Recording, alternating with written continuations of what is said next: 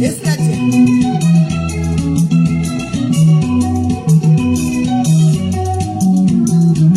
It's not nature. Judith Shekari. I don't know what I can say about one. I wish I might get boys. I would say, I you that day. My nobody who would do boys and see it. Yeah, yeah, yeah. Die, die. Randy, thank you, Sister Sonia.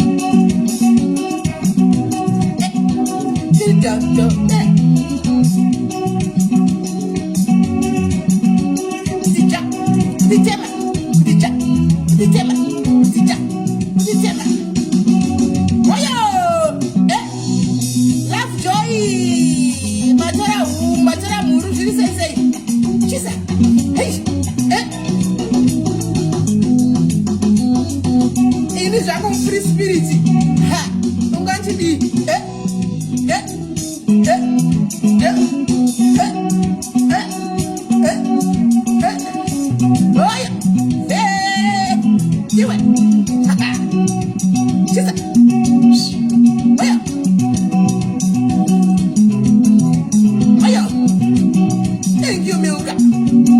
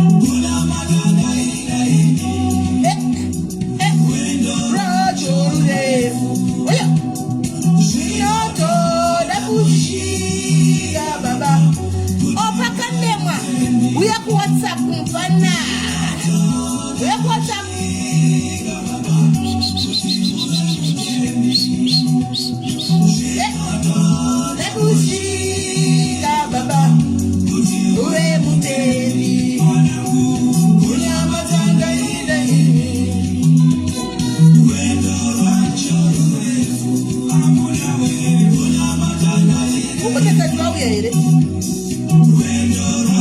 tambona ti vauya here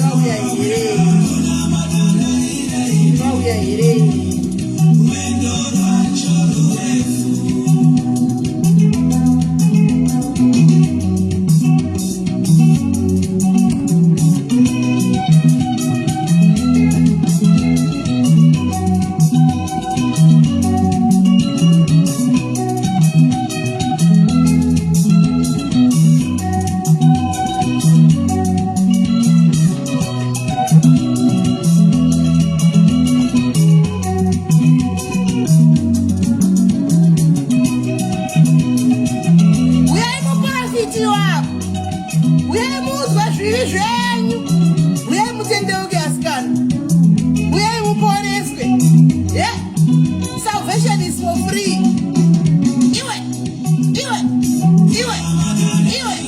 Iwe. Kunyengeza mari. Kuna matanda idaini. Handidi kunyengeza mari. Check what alright, I'll check later, I'll check. Handidi kunyengeza mari. Kijirina bo baba. Pano panyina. Babengi kijirina bo baba. Pano panyina. Divao lide. Pano panyina. Kuna matanda idaini. Handidi kunyengeza mari. Kuna matanda idaini.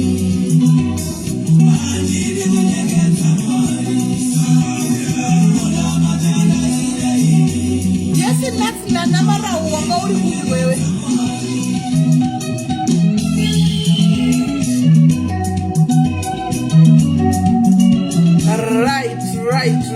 Right. Pachipa ngono, guys. Pachipa ngono.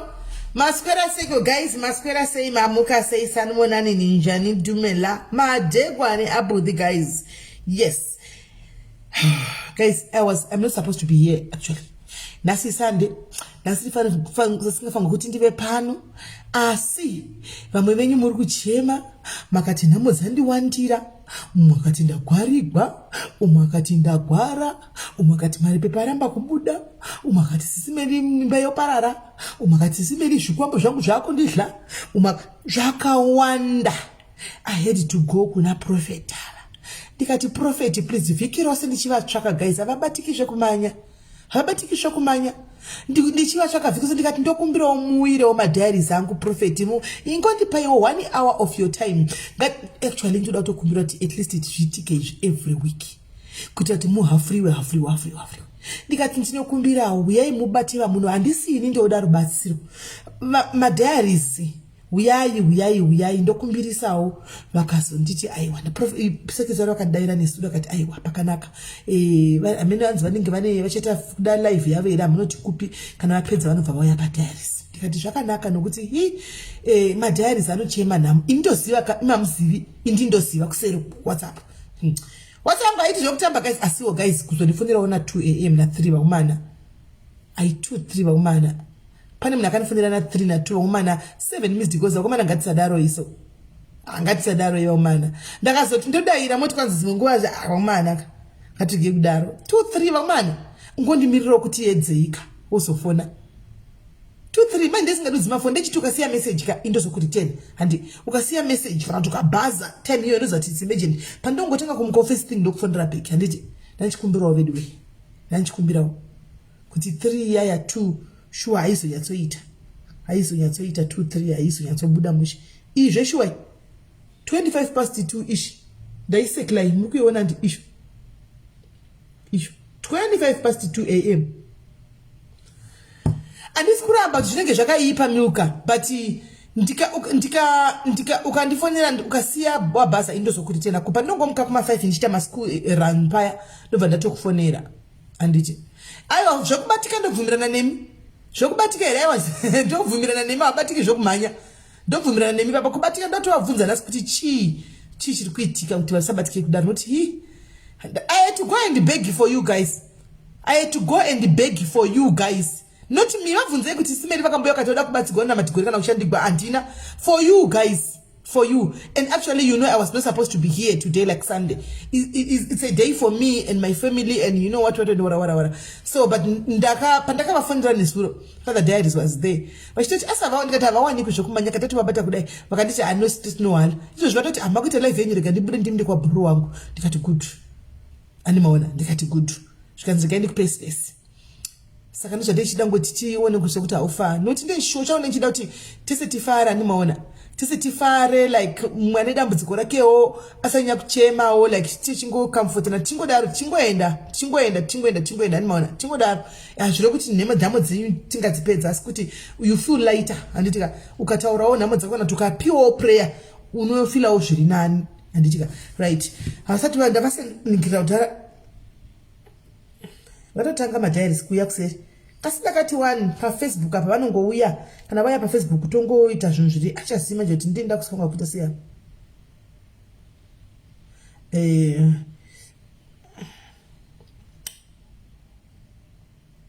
mina nditi zvekuvabhasa direct call chaicho. Let me do a direct call kuti vanzoti tavepo tavamirira nokuti ini ndokoshesa time vanga vatina 7 KT. This song as your buddy. Let your callers reach you in time. Every Sunday, I always look good to impress my God to church. I impress my God to church. Kaje, iri intoni away. Makana kajesu. Iri intoni away. Ruwako uchichi. Makanaka Jesu. What are you? Press star to copy and set this song as your buddy. Let your callers Brother Lucky is safe, guys. Brother Lucky is safe. Don't worry. He's safe. Makanaka Jesu. Makana Jesu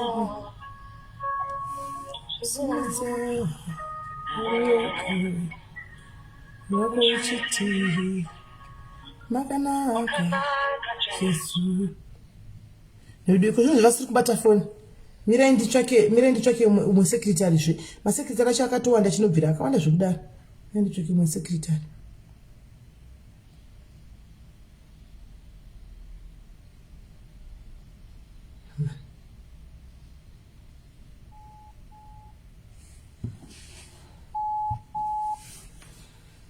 Thank you, Makaita. Thank you.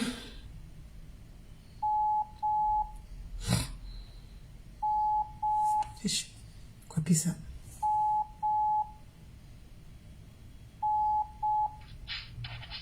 Hello. Yes, Yvonne. What do you say? Musha Melly, how are you? Ndiri boko zvandangomira pano ndakamirira Prophet. Varipi?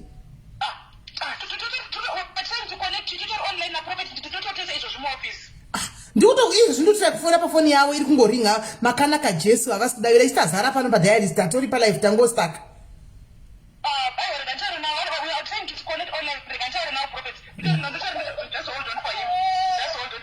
Okay.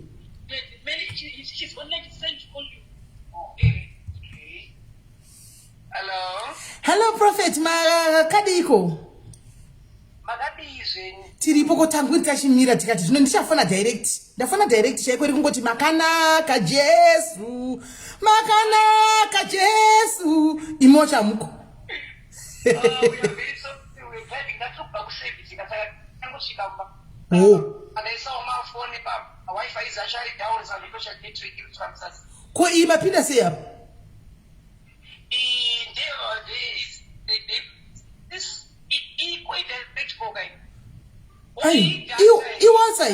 Isa data. Exactly, data is that. So no ndimbomira. It's fine. That's all right. And saying with my money so block that. Akana ndina chito pafoni penyu tushanza iyoyi. Can I phone pay do it also fine, but he under is kukata right. Yes, kukata. so much. We can go on. Aiwa pakanaka munhu waMwari aiwa munhu waMwari tinofara chaizvo kana masika kudai nokuti hey munhu waMwari vanhu vari kunga vachikuchema kwandiri ini ndiri munhu wavanhu ka the voice of the voiceless SIS MELLY foni dzaProphet hadzidavigwi SIS MELLY foni dzapo ndikati aiwa nyangwe neni ndosenda mameseji anozodavigwa after 4 days tichatohwa kuti prophecy vane prophet vanenge vari busy koma secretary vari kumbotita seiko maybe but asivanotaya kudaira meno mafoni asi kudavigwa mafoni asi kudavigwa zvokumhanya Prophet aiwa chero mukauya mukachibvunzira vanhu mafoni haadavigwi zvokumhanya unozama ugosiya mameseji ugodi afoni hadzidavigwi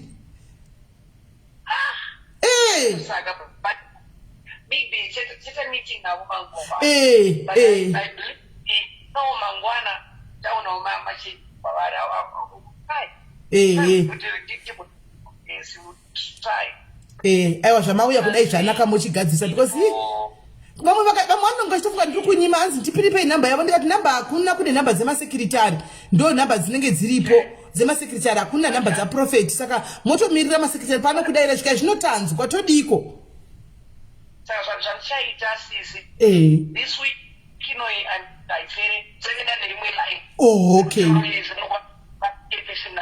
alright I'm sure kuti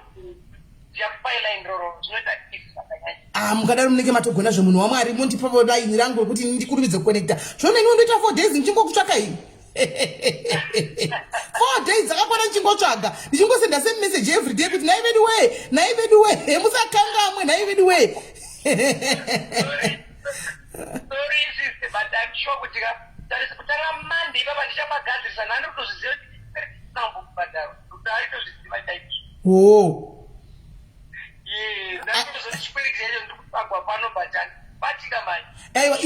I think tikagara tangokumbira kwamuri kuti imi mune slot nendiri pangu Facebook page kwenyuko kuti tibuild viewership iwandire kana kupage kwenyu because kono ndoona hangu futi dzimwe nguva muchimbona matira vanhu but hamuna matira vanhu vakawanda saka pressure yacho chagara kangokuwandirai nokuti munenge musina futi time ndendiri pangu macomments muya ndendirimo zvangu ndichitasa anomaona asi maybe tikakumbirawo kuti maybe every pamunenge mangwana nguva kana kuti mukati Sunday yoga womumbosvika pano kuma7 totogadzirira mukauya mukangobatawo kana mukangona matiro kana 3 kana 4 next week zve 3 kana 4 muchingodaro tongozivawo then vanenge vagona kunamatirwa kushow kwenyu uko kufacebook kwenyu zvinenge zvangonaka futi zvichingodaro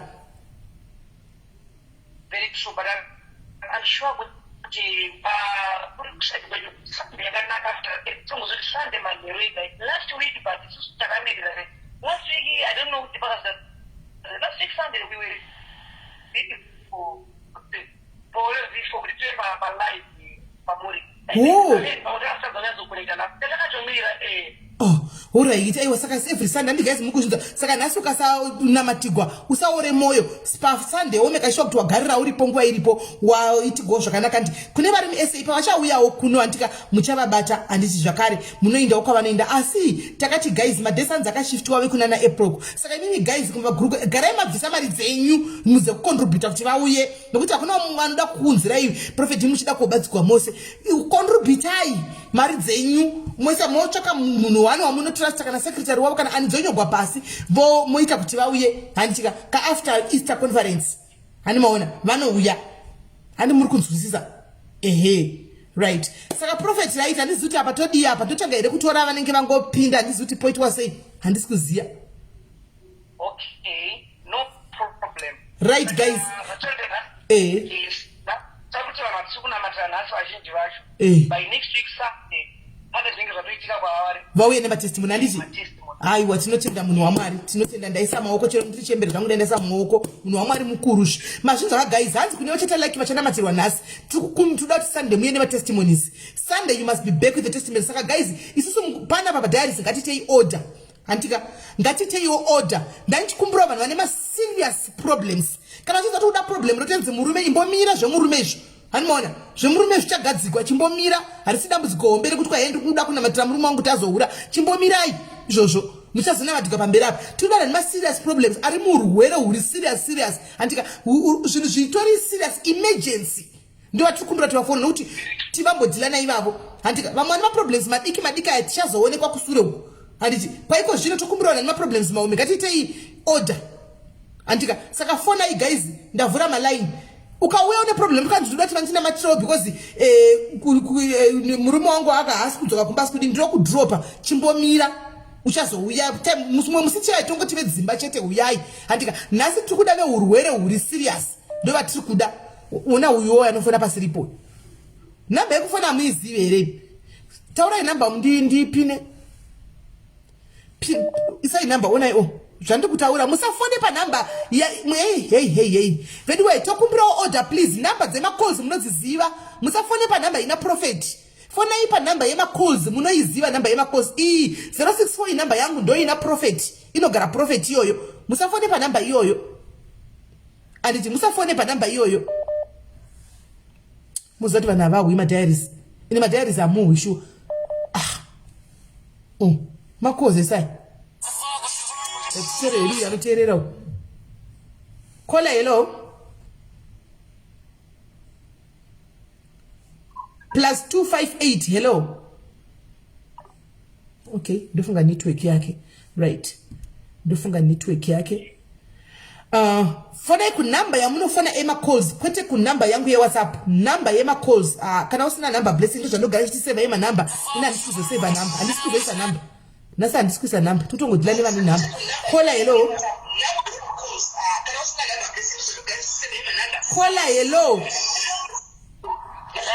Zima ime phone. Uya ine phone 11. Mukaine tundo ku drop hai. Uya ine phone 11. Murise ikoni. Tiri right. Nyaya yenyu yakamira sei taurai na prophet. Okay, na prophet makadi ndachikumbiro kubatsirwa ndine dambudziko. Inini ndine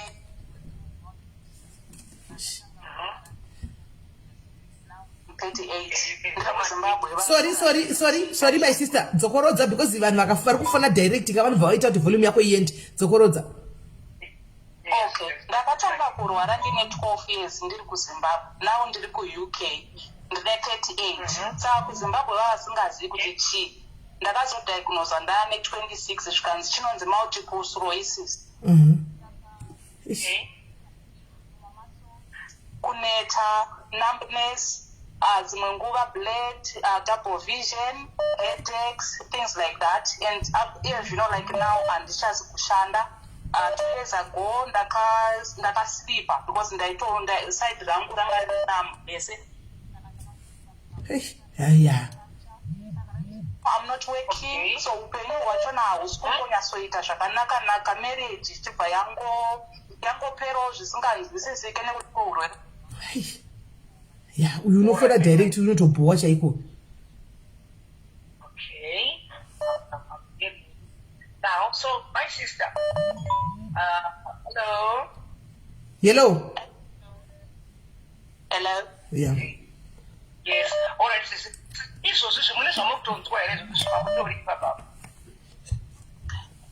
Ndiye zvino like ndinonzwa musana wangu unorwadza saka ndakanzi zvodi ndine trapped nerve plus ndinonzwa facial pain ku left side. Is that no problem, my sister.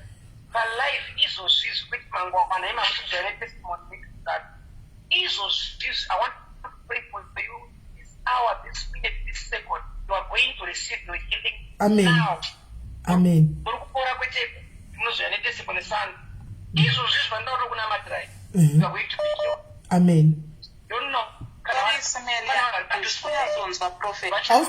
it's because of my calls arikuya hanzi ndoda kunamatira izvozvi pauri kunzwa. I want you to bring a testimony on Sunday paunouya pauri kunzwa ipapapa. Hanzi I'm going to start praying for you right now and you must receive your healing. So iwewewo chifangwa kutenda nekutenda kwako ngakukuporese handiti believe what is going to happen here and your breakthrough might come through. Amen. Thank you. That's good. Also, just right now after prayer, now. Amen. Right. So can I put him on the name? I shall hold the phone.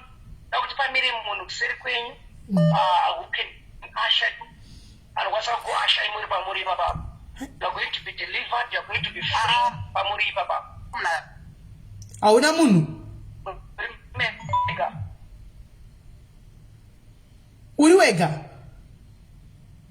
By the way, kana muchinzwa phone iri engaged, please stop calling pane umwe munhu anenge ari pa call. By the way, especially vari kufona nema direct numbers, please. Kana mukanzwa kuti phone kuita iri engaged pane umwe munhu anenge aripo, respectai umwe munhu atanga anamatirwa. Zvino mukaramba muchifona munodisturba network, guys. Munodisturba munhu anenge aripo, hazvichabudi zvakanaka. Handimaona, mirai munhu kana yapera.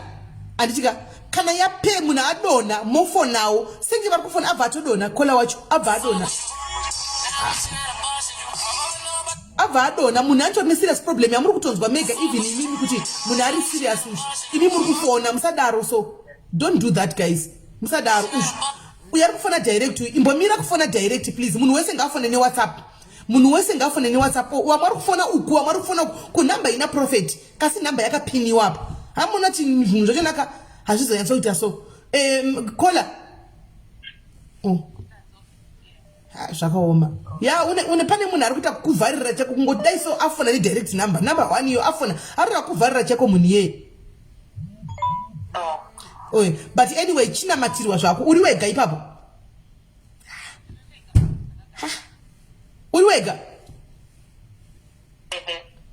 Handizivi manje ari kuti ari yega Prophet utipofamba sei? No problem. Chamunamatira. Alright. Chinamata anyway kuti asaya nyoma ndiri pari. But chamunamatira kuti abva atopore izvo aita kuti testimony kwete kumangwana izvo chamunamatira. Okay. Hello, Shishi. Hello, Semeli, is it okay kuti muite muchitaura zvokutaura napasi? Hanzi ndinoda kunamatira izvozvi. Uchakunamatira uri wani papo hazvina kushata. Saka uchisasumudza faith yako handika uchinamatiko uri munhu ngo.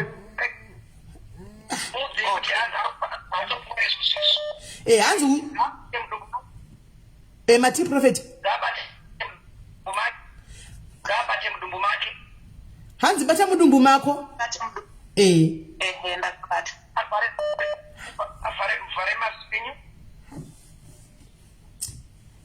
Right.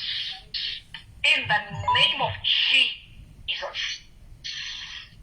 every spirit yakagara muchest make, yakagara mudumbu make, yakagara ku left side, yakagara pamsana, iko zino, we are breaking that spirit in the name of Jesus Christ. We are breaking that spirit in Jesus' mighty name. In the name of Jesus Christ. Every spirit we are with Tina Ripamsana is so she now I'm a Pamsana is up. Left side, every problem in your body. Be delivered in the name of Jesus. Amen. Be delivered in the name of Jesus. In the name of Jesus. Yes. Be delivered in the name of Jesus. Yes, Jesus. Be free in the name of Jesus. Yes, You are Jesus. healed in Jesus' name. Amen. Amen. Amen. Amen. Because you know Chichamuru inquires this. What are you doing right now? Kunzwa kuremerwa mumashoulders. Also, my shoulders. What about your left side? Your back pain? Are you still feeling that back pain?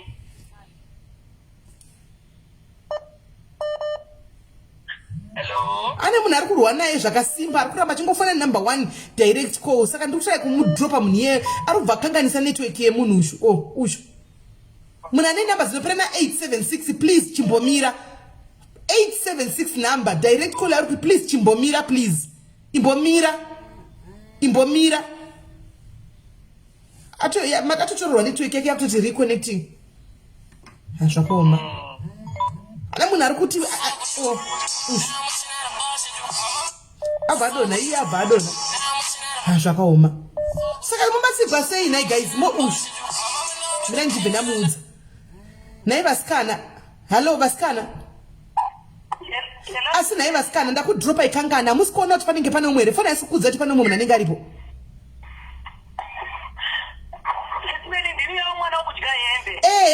but uchafonerwa pane munhu anenge aripo anongoriwo neproblem itoriwo heavy kunge yemwana zvino kana ndiri kudropa zvinova kuti pane umwe munhu anenge aripo waziva sei kuti live yatanga kana usiku une phone 1 usiku zvino wadonedza munasati apedzerwa akasaka wombomira wofona iye apedza anditi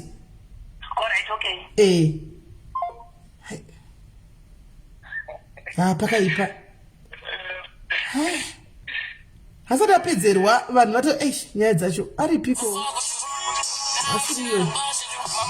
asiriyo tutrai kumutsvaga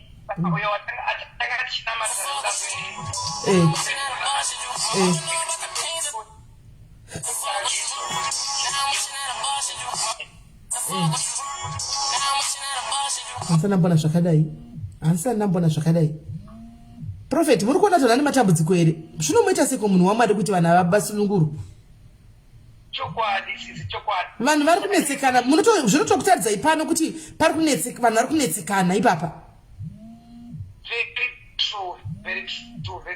kurati ngatindire mberi neuya mati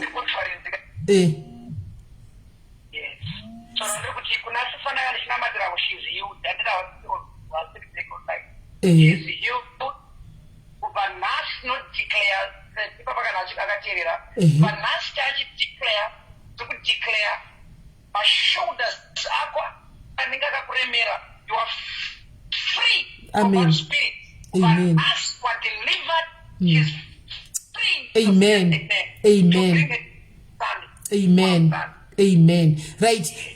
Thank you, Prophet. Let's see comment section. Those who believe, God, let's agree with the Prophet. And let's agree. Let's come together. And guys, let's come together and have an agreement with the Prophet, so that let's come. But let's also think about when problems like here you want to find a baby and one could lie hembe and when hembe zapera show am drop make mom kazu mwana cannot lie hembe as normal. We all know it's not normal. In the katu picture hembe ndakapere got mna not lie hembe achitomenza anti maona but ngati let's come in panoti amen, let's do amen to say panona matter if you can pray wherever you are and let's send minamato pamochete na Prophet and it right the guy in bottle yakubata iye we mwana we kudla hembe uyu aripiko. That's good. Because she has been I saw the pictures ndakatovhunduka opa ndakazviona kuti zvinhu zviri kuitika munyika munogara vanhu izvozvo zvakadai things.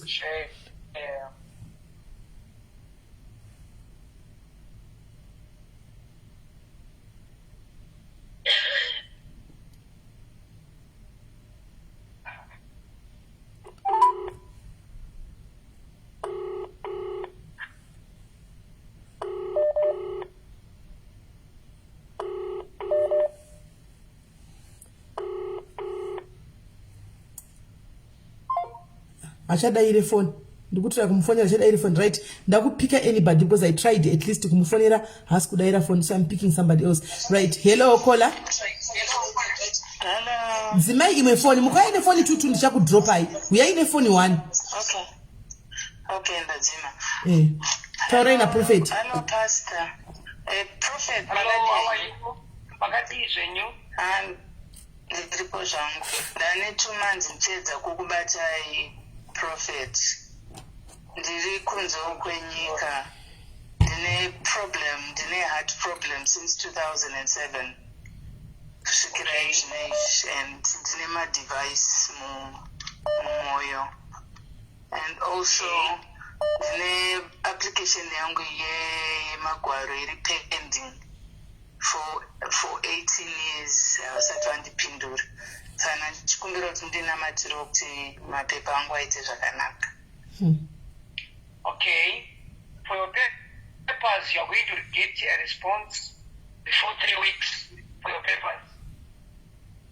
Well, for your papers. Okay, iri kuya yakamira seresponse because pesa apa angu achiramba makore esaya saka izvinezvi ndakaenda nenyaya yemoyo wangu saka ndizive kuti yani 2 years isina kupindurwa. It's going to be positive. The result is going to be positive. Ichava result yakanaka pamuri. Now, then, okay. The second issue, yes. Then the second issue, I don't know. And I was in the doctor. Then I could after this prayer, for Sunday next week, you are coming back with a testimony. Amen. Why? I'm praying for you right now. You are going to be healed. But for us, what issues? Amen. Right. But the chest in you. But I just. Okay. Yes. All right. In the name of Jesus. But are you sure what is that problem? Ndine heart, ndine my blood pressure, my right leg is ndine arthritis. Zvakawanda. Prophet. Very, very unhealthy. All right. But don't worry. Okay. All right. I get it. But I just tell you, my friend, look at you. Father, in the name of Jesus. Every spirit, in the name of Jesus. In the name of Jesus. Yes. Amen. Yes. Now, in the name of Jesus.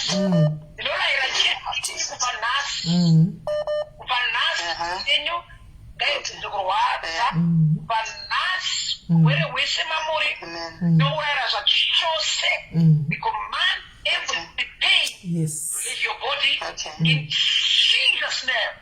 You are healed in the name of Jesus Christ. Arthritis, blood pressure, you are normal right now. Amen. In Jesus' name.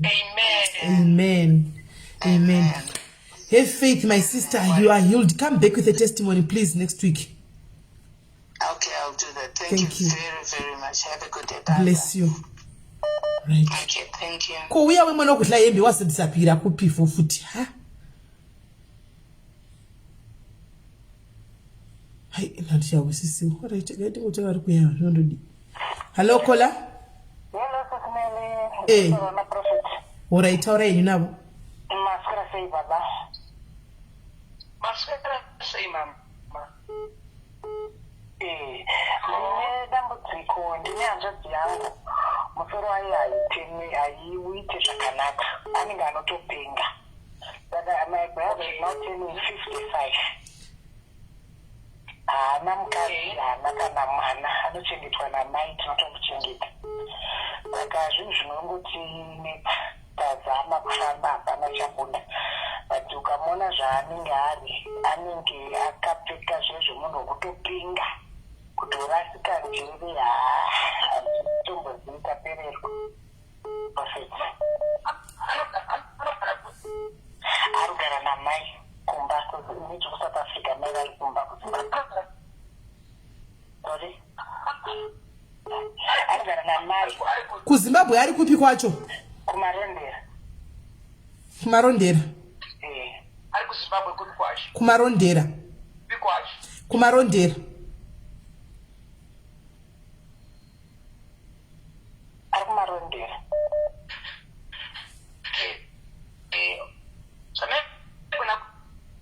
Mama, they might want to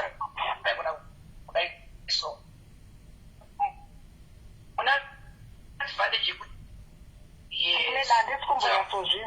Ivo network yavo iyo iri kubhambawo but mirai vanhu vataure ndigokudzai. This week, you know, ukakwanisa kuti auye auya kuoffice kwedu ndomunamatira asi kana anokwanisa kuuya mari nekuti nyaya hanzi anokwanisa here kuuya noti mune advantage yekuti muri kuZimbabwe vanokwanisa here mai kusumuka voya naye kumaoffices kwavo asangana naProphet straight kuHarare. Munoziva dzamtoita senge anorasika njere aneta mukatotanga zvokuti ngatifambei kana toona vati vanototanga kutukai saka aneta hatobvumi hanzi haabvumi nokuti munhu achiona kuti tanga anopenga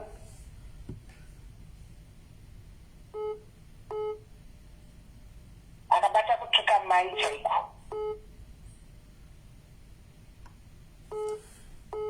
mirai network yaProphet vadona yaya kuti reconnecting ndiyo nyaya yekuti muri kufonerei kunhamba iyi guys uku munodei ku064 muri kudei ikoko muri kufonerera chii ku064 namba yakapiniwa apo kasi muri kufona panhamba inaProphet yezvo makudisturba network yavo makudona ngatingoitaise vanhu vakuru vakumana anditi ngatitoise vanhu vakuru vedu we muri kufona kufoni inaProphet iyi inobva yadisturba vanobva vatodona andi muri kuona vanobva vatodona ngatisadaro iso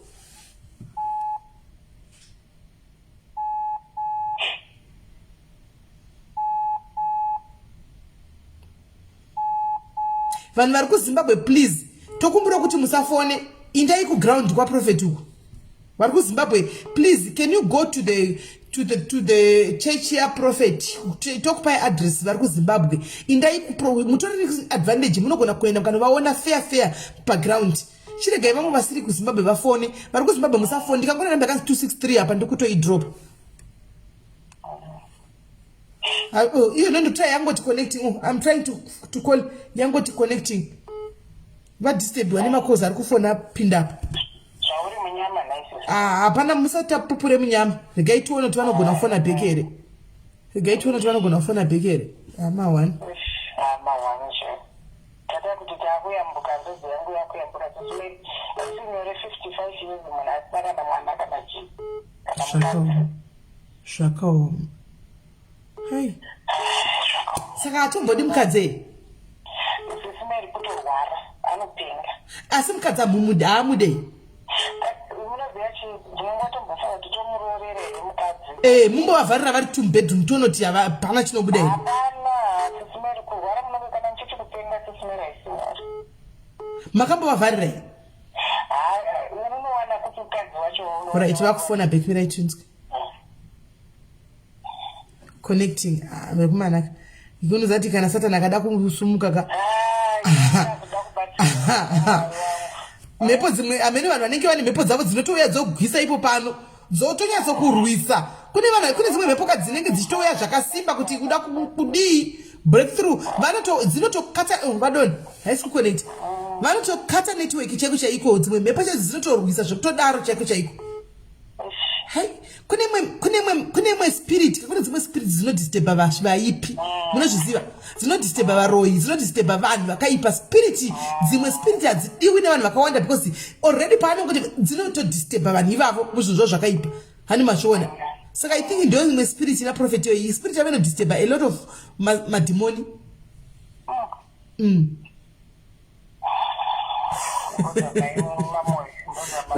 kaenda kuvhara nebenzi ndiani hakutoshai kumudharis anenge achitoda kutoorogwa nabhuti vavava ukatorogwa vana anhu vanoita right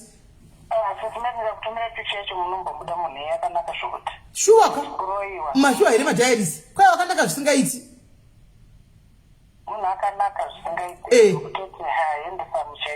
saka asi achitori vhijini saka achitori vhijini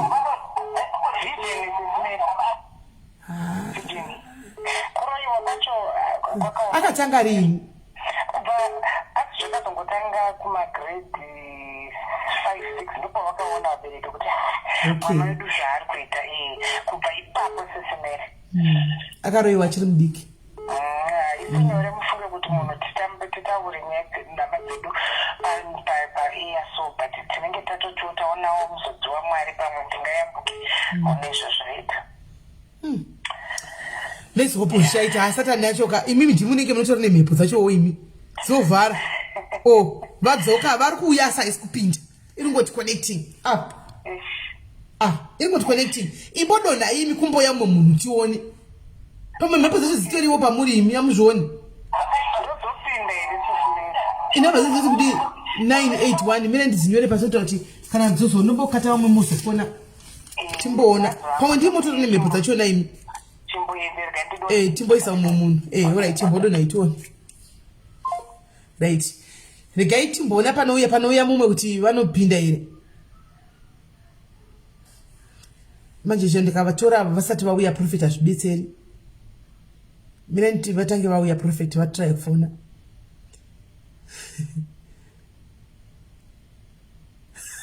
dzina loveness ndewangu makutogwirana ka mawazvokunaka mawazvokunaka komunhu makutogwirana ka uri right kaitifanonzwa dambudziko revava halo kola pana Prophet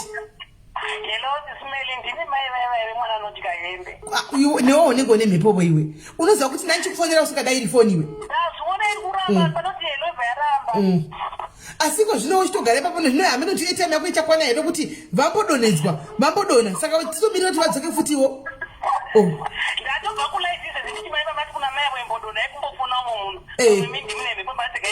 rega timirire tione kuti iwo pavanofona zvinofamba sei mira tione utogara ipapo let's hope une airtime Amen. Ukuita here. Amen. Yatoni nditry kufuna futhi bekitoni. Hayiba.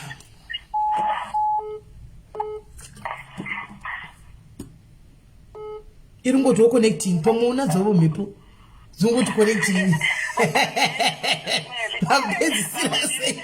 Pamwe unazo usimukontribute mose. Bona ko baba wa munhu wa Mwari irungothi wo connecting. No man, Nanchazini. All right, I think guys, let's do it simple. And let's do it simple, guys. And vese varikuza kuna matirwaka. Isai airtime. Ye vota kompa phone yangu so that we call him direct. I think those ngaita because in network kunisa WhatsApp call. And vese varikuda kuna varikuza varipala ndo kuna matirwa. And ngatiti changam. Isai airtime.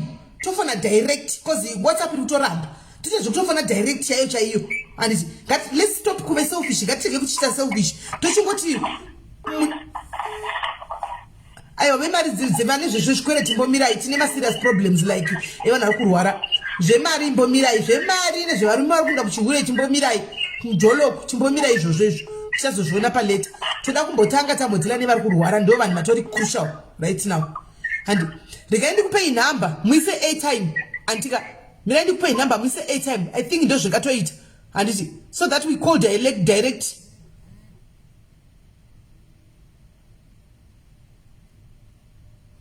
Number you guys. Number issue. The pina number. Number the pina guys. Isai my airtime. Eh, those are not people with doesn't have a clear issue got chief on direct. And got chief on direct. Tikatishwa fonera direct ndimi muruda kubatsirwa anditi ndisi tiri kuda help Vodacom andisi kutora munhu isai airtime andisi kutora munhu iko zvino isai airtime namba ndapina tifone direct nokuti pamwe airtime yave inenge yavaperera zvemachokwadi saka isisana ndoda kubatsigwa let's do airtime and we call him direct anditi zvongove fair ndogoziva sei naye mapasa wenharo kuti uyu kana vakasa vari for one time ndoziva sei kuti uyu ndeuyu waisa uyahasi ndoziva sei vanhu vari kurwara please namba yakapinwa ipo the number is pinned vanhu vari kurwara please isai airtime apa isai airtime tifone vanhu vari kurwara put airtime so that we call him direct vanhu vari kurwara please isai airtime hai wataura inonetsa taura zvisingatoiti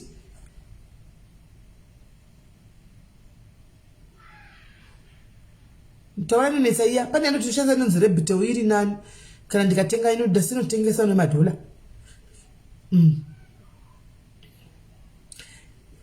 isai airtime vanhu vari kufona 267 iBotswana kai isai airtime first put airtime put Vodacom put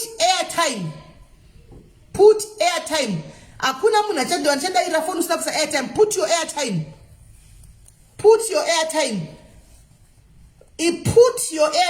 isai airtime you put your airtime you call andisi kudaira mafoni ari kungoringa isai airtime nokuti mukauya muti nne ndikwanisa kunamatirai kuti mpore kasa havasi kundiwa ndikai ndichiva namatirai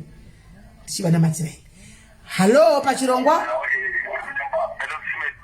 uri right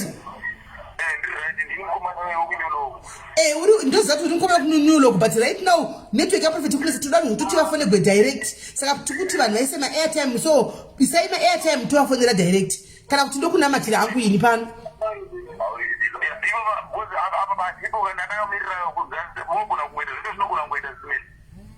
kuti kunamatire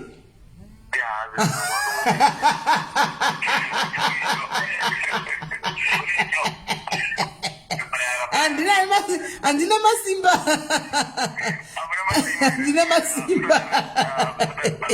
ndakamirira airtime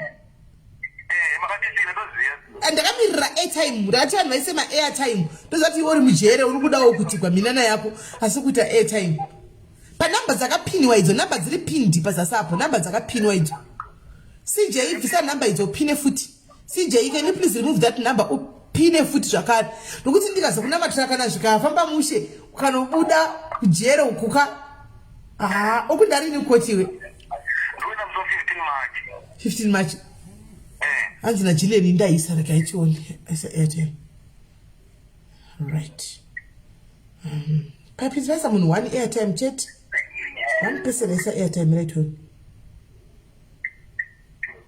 Uya isa 150. Manje loko sandia ni woku UK ushu. Right. Vari kufona zveshuwa but haisi kutombokonekta inetwork yavo. Hanzi nachira ngonzera zine ndina matire yapo. Yo Sharon. Sharon ndandi kuna matire here ja. Hanzi isa Airtime. Maisa 150 saka ndokofona here. Uya ana matigo. Ndofona here uya ana matigo alipo. Ndofona.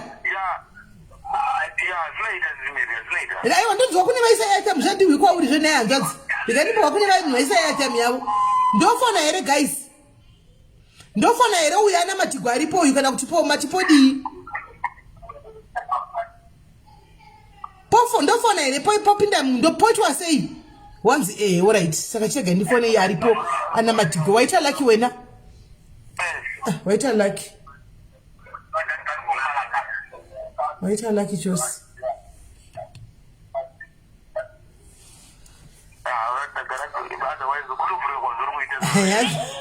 As a primrose, you didn't have a right. Look, Namatra primrose, never Namatra. Let your callers beat you inside.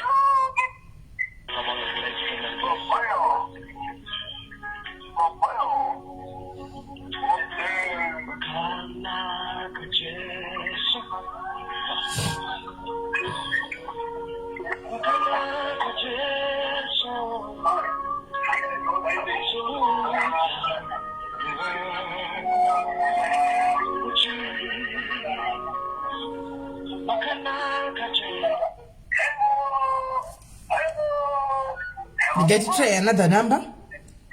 I need to give Zimbabwe foot here.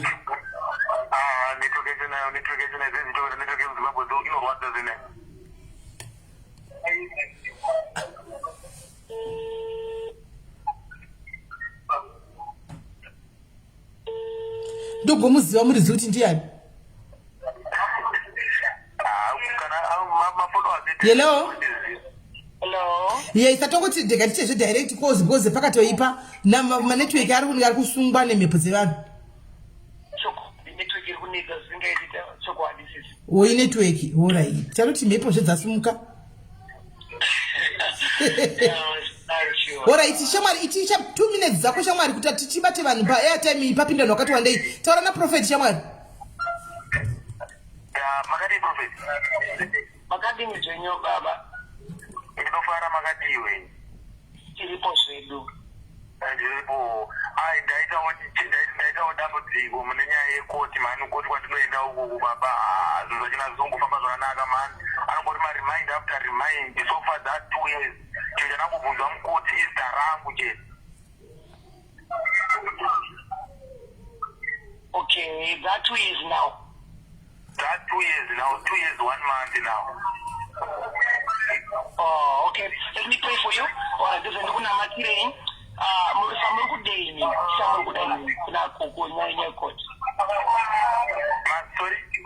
Hanzi chicha uri kuda iwewe kuti chitike uri kuda chi?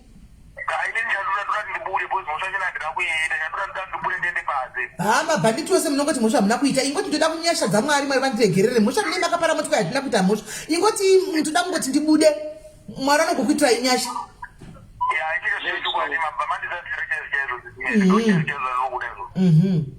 Chokwadi chegeze ndikunamatira imubuda nditika ndinotenda kwa ndikunamatira kuti mugore rinori pave nezvinoitika zvikombe kwamuri. Right. Baba nezita raJesu ndikunamatira mwana uyu nezita raJesu nemusweni ngarwirwe pese whatever zvaruda kuti zviitike kwaari ngazviza this way. In the name of Jesus, in this year, in Jesus' name we pray, amen. Amen. Amen. Amen, Shamari. Go well. Alright, sharp. Next this is Laina waisa Airtime fona tuone. Laina fona tuone uchipedza madhumbo obva apinda isa futhi Airtime yake ye 40 rand. Call hello. maisa airtime. All right. Today, all right. That's a good pick of profile. You remember there. All right. It's all right. 2 minutes.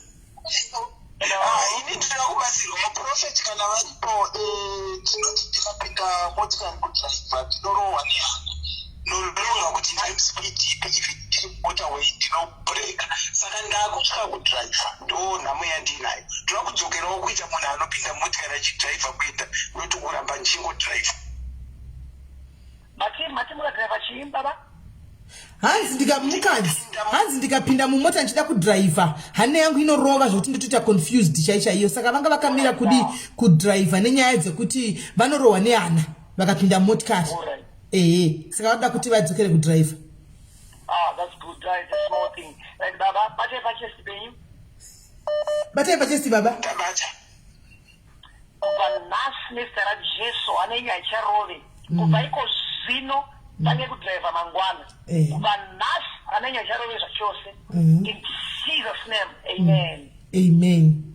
Dzinga mwewe kuba muri dzinga mwewe sauna mwewe kuterewa anti-progress sikada kuti mwewe sikada kuti mubudirire kubva nhasi waraiwa zvachose you are free in Jesus name. Amen. Come with the testimony. Amen. Muye testimony kana makudrive. Thank you. Takutopinda pane wechi3 deka vari kufana nevideo call handisi kuzoti why vari kufana nevideo call baby pane zvada tione. Hello. Hello SIS MELLY. Muri sei? Ndiri nani hangu handisina kwanza kuwana mukana na Prophet. Inda maita video call. Ndiruzama ndisikupinda sisi. Ora ichitaura inawo taura ina Prophet toni. Makadi Prophet. Hello baba makadi zvenyu? Tiripo ndakapedza kuti kubate direct ndine problem yesarcoma cancer. Saka pari kunzi ipo pane haina pasina treatment all along but vari kuti pane trial treatment iri kunzi iitwe unveiled in the country. Saka vari kuti I've been chosen kuti ndikwanise kunge ndichipinda patrial treatment iyoyo. Saka ndamuzondera kuti zvimwe zvinhu zvinogona kusatadza kuba kuitika nenyaya yemwe yatsvina mweya inovharira nezvezvinhu zvakawanda zvichiitika. Saka ndakundoona kana pane any possibility yekuti mweya yakadaro ibrekiwe pavhurike kuti vana chiremba vakwanise kuwana hwaro hwekuti ndikwanise kurapika through this trial treatment iri kupinda iri kunzi ipinde. Hakuna masai baba. Distance is not a barrier. Amen. Kana matwa cancer engechipupura nazo kuti doctors akashawa cancer munhu anamatirwa. All right. Now saka kuna masai, do you have just a cup of water or anything? Mune cup yemvura iri pamuri baba. Regai tore Prophet. Itai changam brother.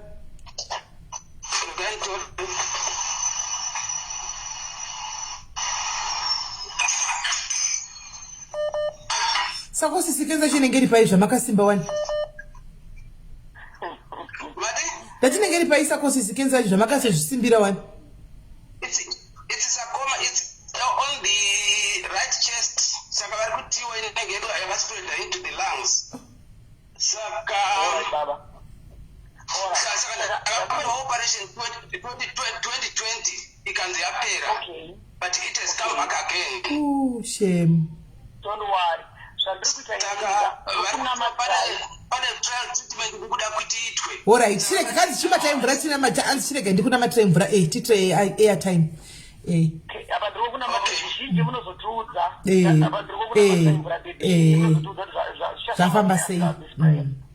Father, in the name of Jesus, Amen. I pray for this water. Amen. I pray in this water. Amen. Ndinoisa simba rendenga mairi. Yes. Hachainwa mweya muswene. Yes.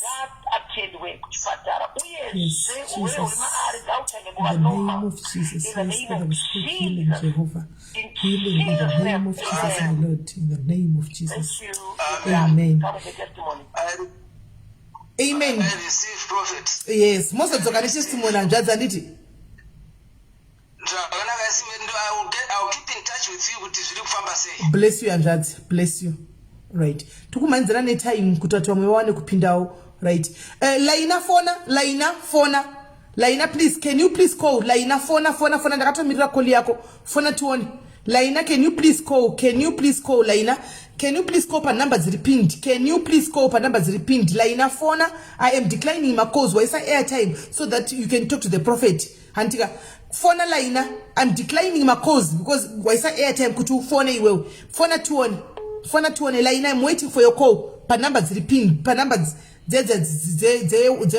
ma South African numbers ngambo mira.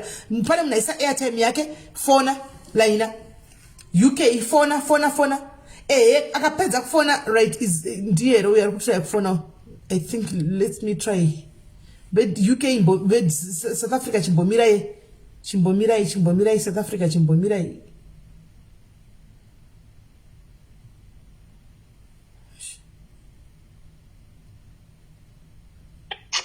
Yellow? Hello, SIS MELLY. Dutaranan? Mutorana Laina. Yes, je say. Makadi. Mushitaurana prophet. Makadi prophet. How are you, Makadi?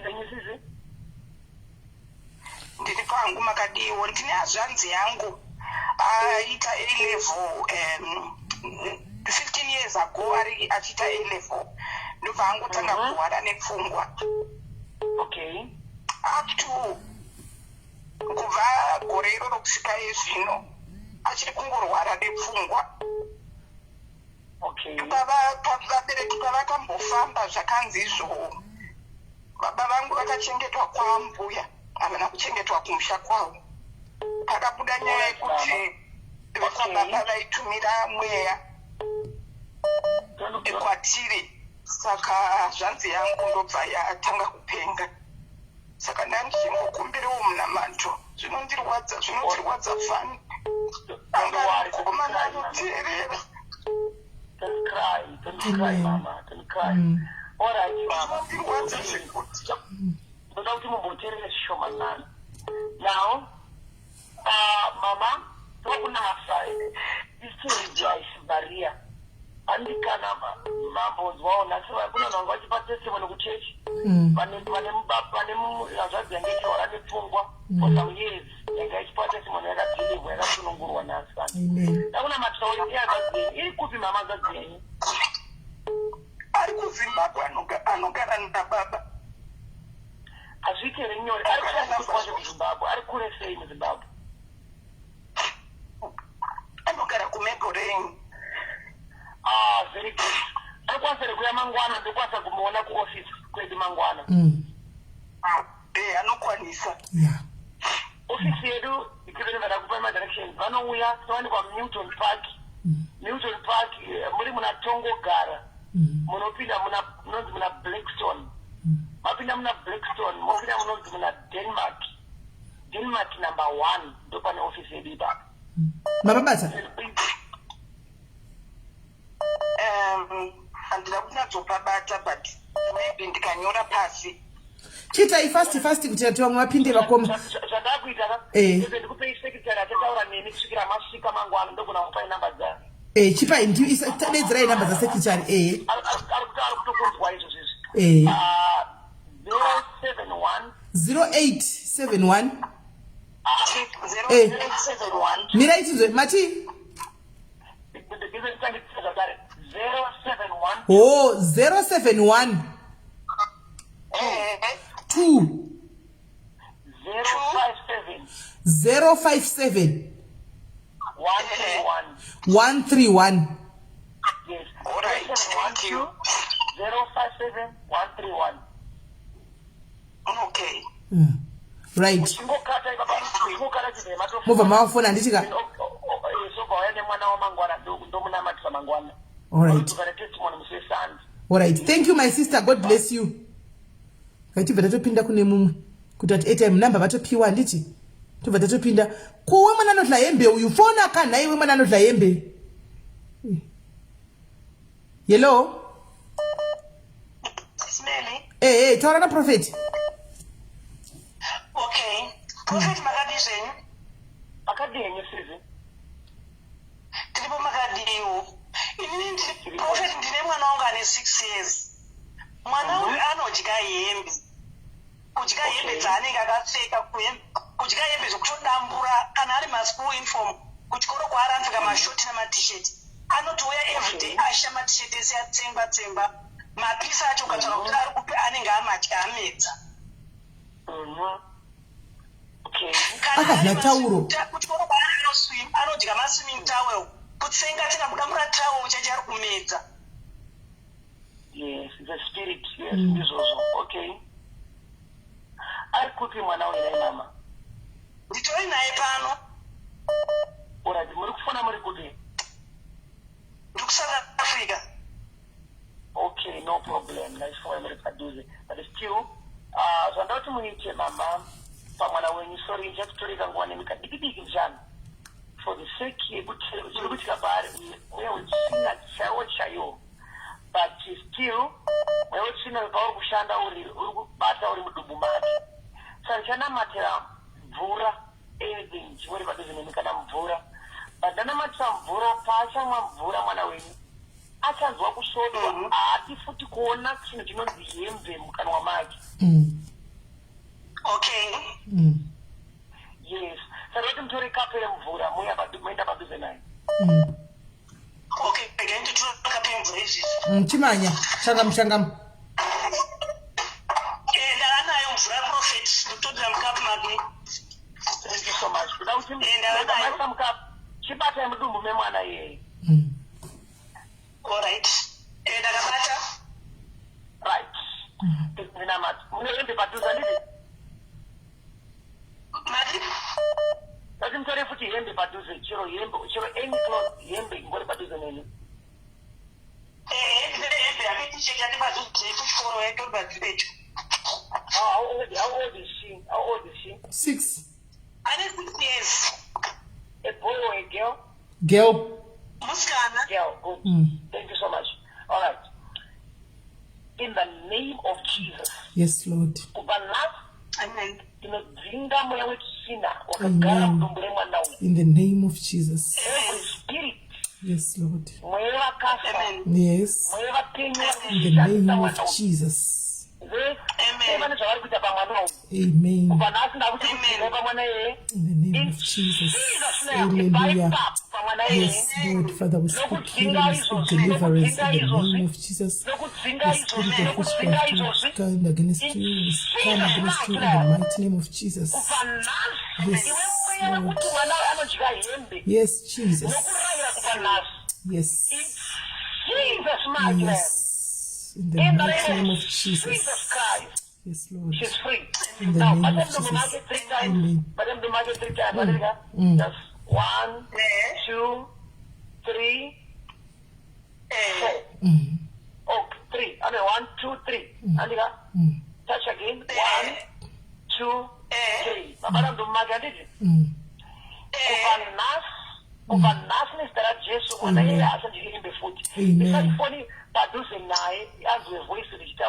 In the name of Jesus. Amen. Yes. Amen.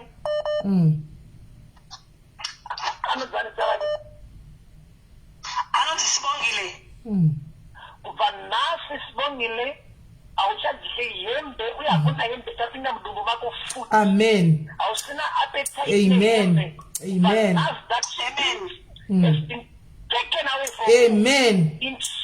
Yes, Lord. Amen. Thank you, Prophet. Thank you. Amen.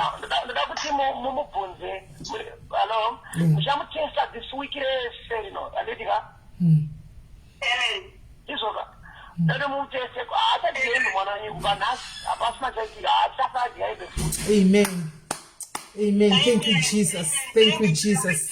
Amen. Amen.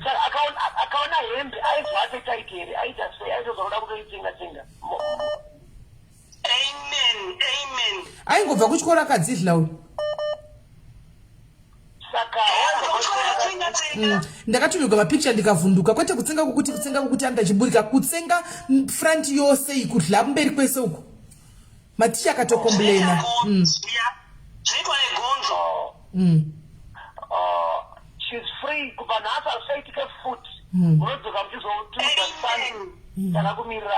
Amen. She's free. Test here. Even from now, you can test here. She's free. Mupe yembe tuone kuti anohlayiri. Mushise yembe. She's free.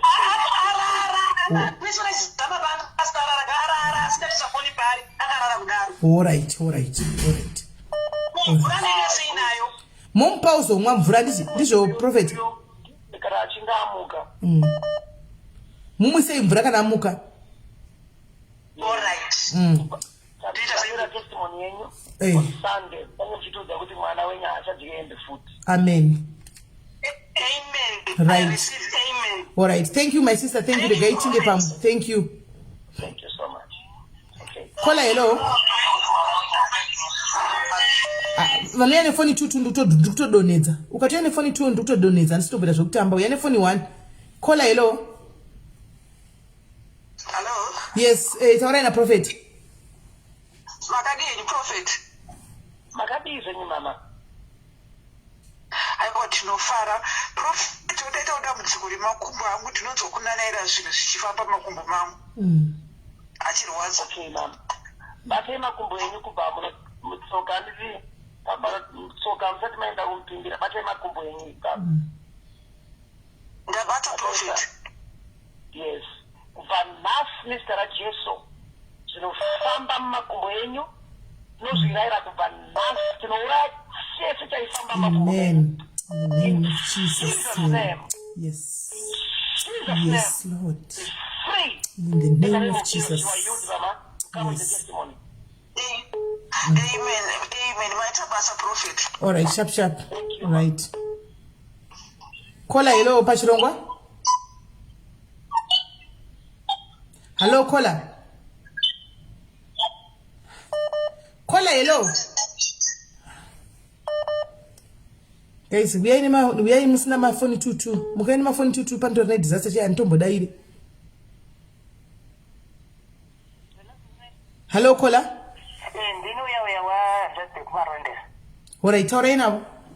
Prophet ndini ndambenge ndaita report kuti ndisabatwe zavo. Dzimai imwe phone. Hello. Dzunguya ine phone 1, dzimai imwe phone. Taura ina Prophet. Prophet. Prophet. Yes, mama, Dzimai imwe phone caller, dzimai imwe phone. Okay, that's me. Chitaura ina Prophet, wakutaura name, taura ina Prophet, taura nyaya yenyu. Hello Prophet. Yes, ndakuzwa. Ndino ya ndazotira kuti ndinazo dzinorwara in 55 years. Okay. Phone yangu dzimaipo pai. But ndimuna ndodzinorwara nditi. Yekumarondera. Ambouya wekumarondera. Saka munogona here kuti hanzvadzi indikwanise kuona on Tuesday. Aitombobvumi Prophet. But iona caller, imimi chitai plan yekuti hanzvadzi yende vakomana. Tikadhila nekuti hanzi hatombobvumi. Batai munhu musunge munhu mindene kwa Prophet. Kana kunene kadi rake. Kana kuti harenyiri kudhuze ngaiuye nekadi rake handiti. Picture. All right. Inene kadi rake. So Tuesday. Office kwedu. Saka inene kadi rake handiti. Muna Newton ndo muna Denmark ndo mkamata. Yes, Newton Park, Denmark number 1.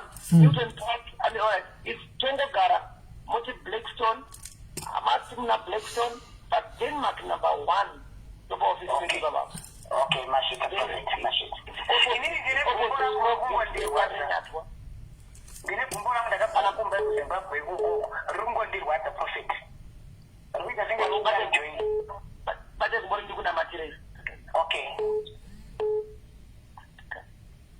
In the name of Jesus, Amen. be healed right now. The name be of Jesus. delivered right now. Yes. Amen. Jesus' name. When you know what the nas, mapora, you are healed. Amen. Right. Thank you very much. Right. From Madumbe Fani phone Madumbe Fani. Ndakwinda ne list yanu natenga airtime. Madumbe Fani phone pa number yakapinwa. Hello? Ndima Dumbere. I'm not saying chimomera chitenge ne wakasa airtime call. Madumbe fona musafone pa phone yangu yamunotsvaka neni pa WhatsApp every day. Fonai pa number yema calls. Fonai pa number yema calls. No Madumbe usafone pa phone yangu yamunotsvaka neni pa WhatsApp. Fona pa number yema calls. Number yema calls ndo inofonwa. Number yema calls yepa show ndo inofonwa. Ndiyo ere. Hello? Hello, SIS MELLY makadini. Uri Madumbe? Ndi Madumbe. Ba Madumbe fani. Hausi Madumbe fani we. Nduda mbotanga nivaisao airtime ka. Okay. Ndachitisa airtime mnakisa airtime saka sorry yenyu nombotanga nivaisa airtime. Right Madumbe washaripiwa singafona ndimuoni. Madumbe fona pa number dzema calls usafone pa number za unotaura neni ku WhatsApp. Fona pa number dzema calls dzepa show. Fona pa number dzepa show. Fani Madumbe.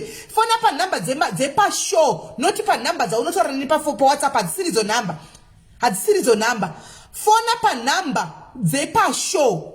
Vedwe mupeyo number Madumbe dzepa show uyu. Mupeyo Madumbe number dzepa show. Madumbe achipiwa number dzepa show guys. Antoinette fona.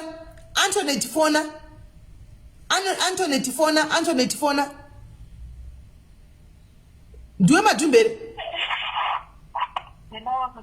Ndukuda Madumbe. Sorry sha. Uri aniwe. Ndiwe ndikumboda. Auna kuisa airtime sha. Tukuti vaisa airtime ndo vatukutanga kuti vaitauri. Aiwa mngadi maisaka vediwe papa mchitaka mozofona ura itikana maisa airtime. Chimbomirai. Madumbe wacho fona kana Madumbe wofuti. Unofona mani. Nevidwe mupewo namba dzokufona. Mupewo namba dzokufona. Ipi namba yacho? Namba yako inoti kudiwe Madumbe. Hasi Madumbe. Hello. Hello. One of those who says airtime. Unonzani iwe? Ndinokunyorawo exam yangu mangwana SIS MELLY English ile test. Saka ndikukumbirawo kuti Prophet vanina matiri. Chitawo. Madumbe nyora namba dzako mukome section ndione namba dzoti ndedzipi. Hello SIS MELLY. Taura na chiri vakuna matira Prophet vakuna matiri. All right. Declare that Jesus go and rise. You will make it in Jesus' name. Amen. Wana matiri wando wazvona. Come with the testimony next week. Wana matirwa. Yes. Okay, all right, thank you. All right. Madumbe kwete namba dzakapinwa nedze airtime. Namba dzakapinwa nedze airtime. Namba dzepama calls dzepa show. Namba dzepa show. Aiwa Franzi adzisiridzo idzi. Franzi izo ndedze ndakapinwa nedze airtime. Fona inamba dzepa show zamunofona everyday pa show dziya. Antika zamunofona pa show everyday naivedwe. Iyo maadmin ambo indepikwa nemani moderator mukatu. Maadmin moderator muripi? Madmini mambo da tasa muri kupi.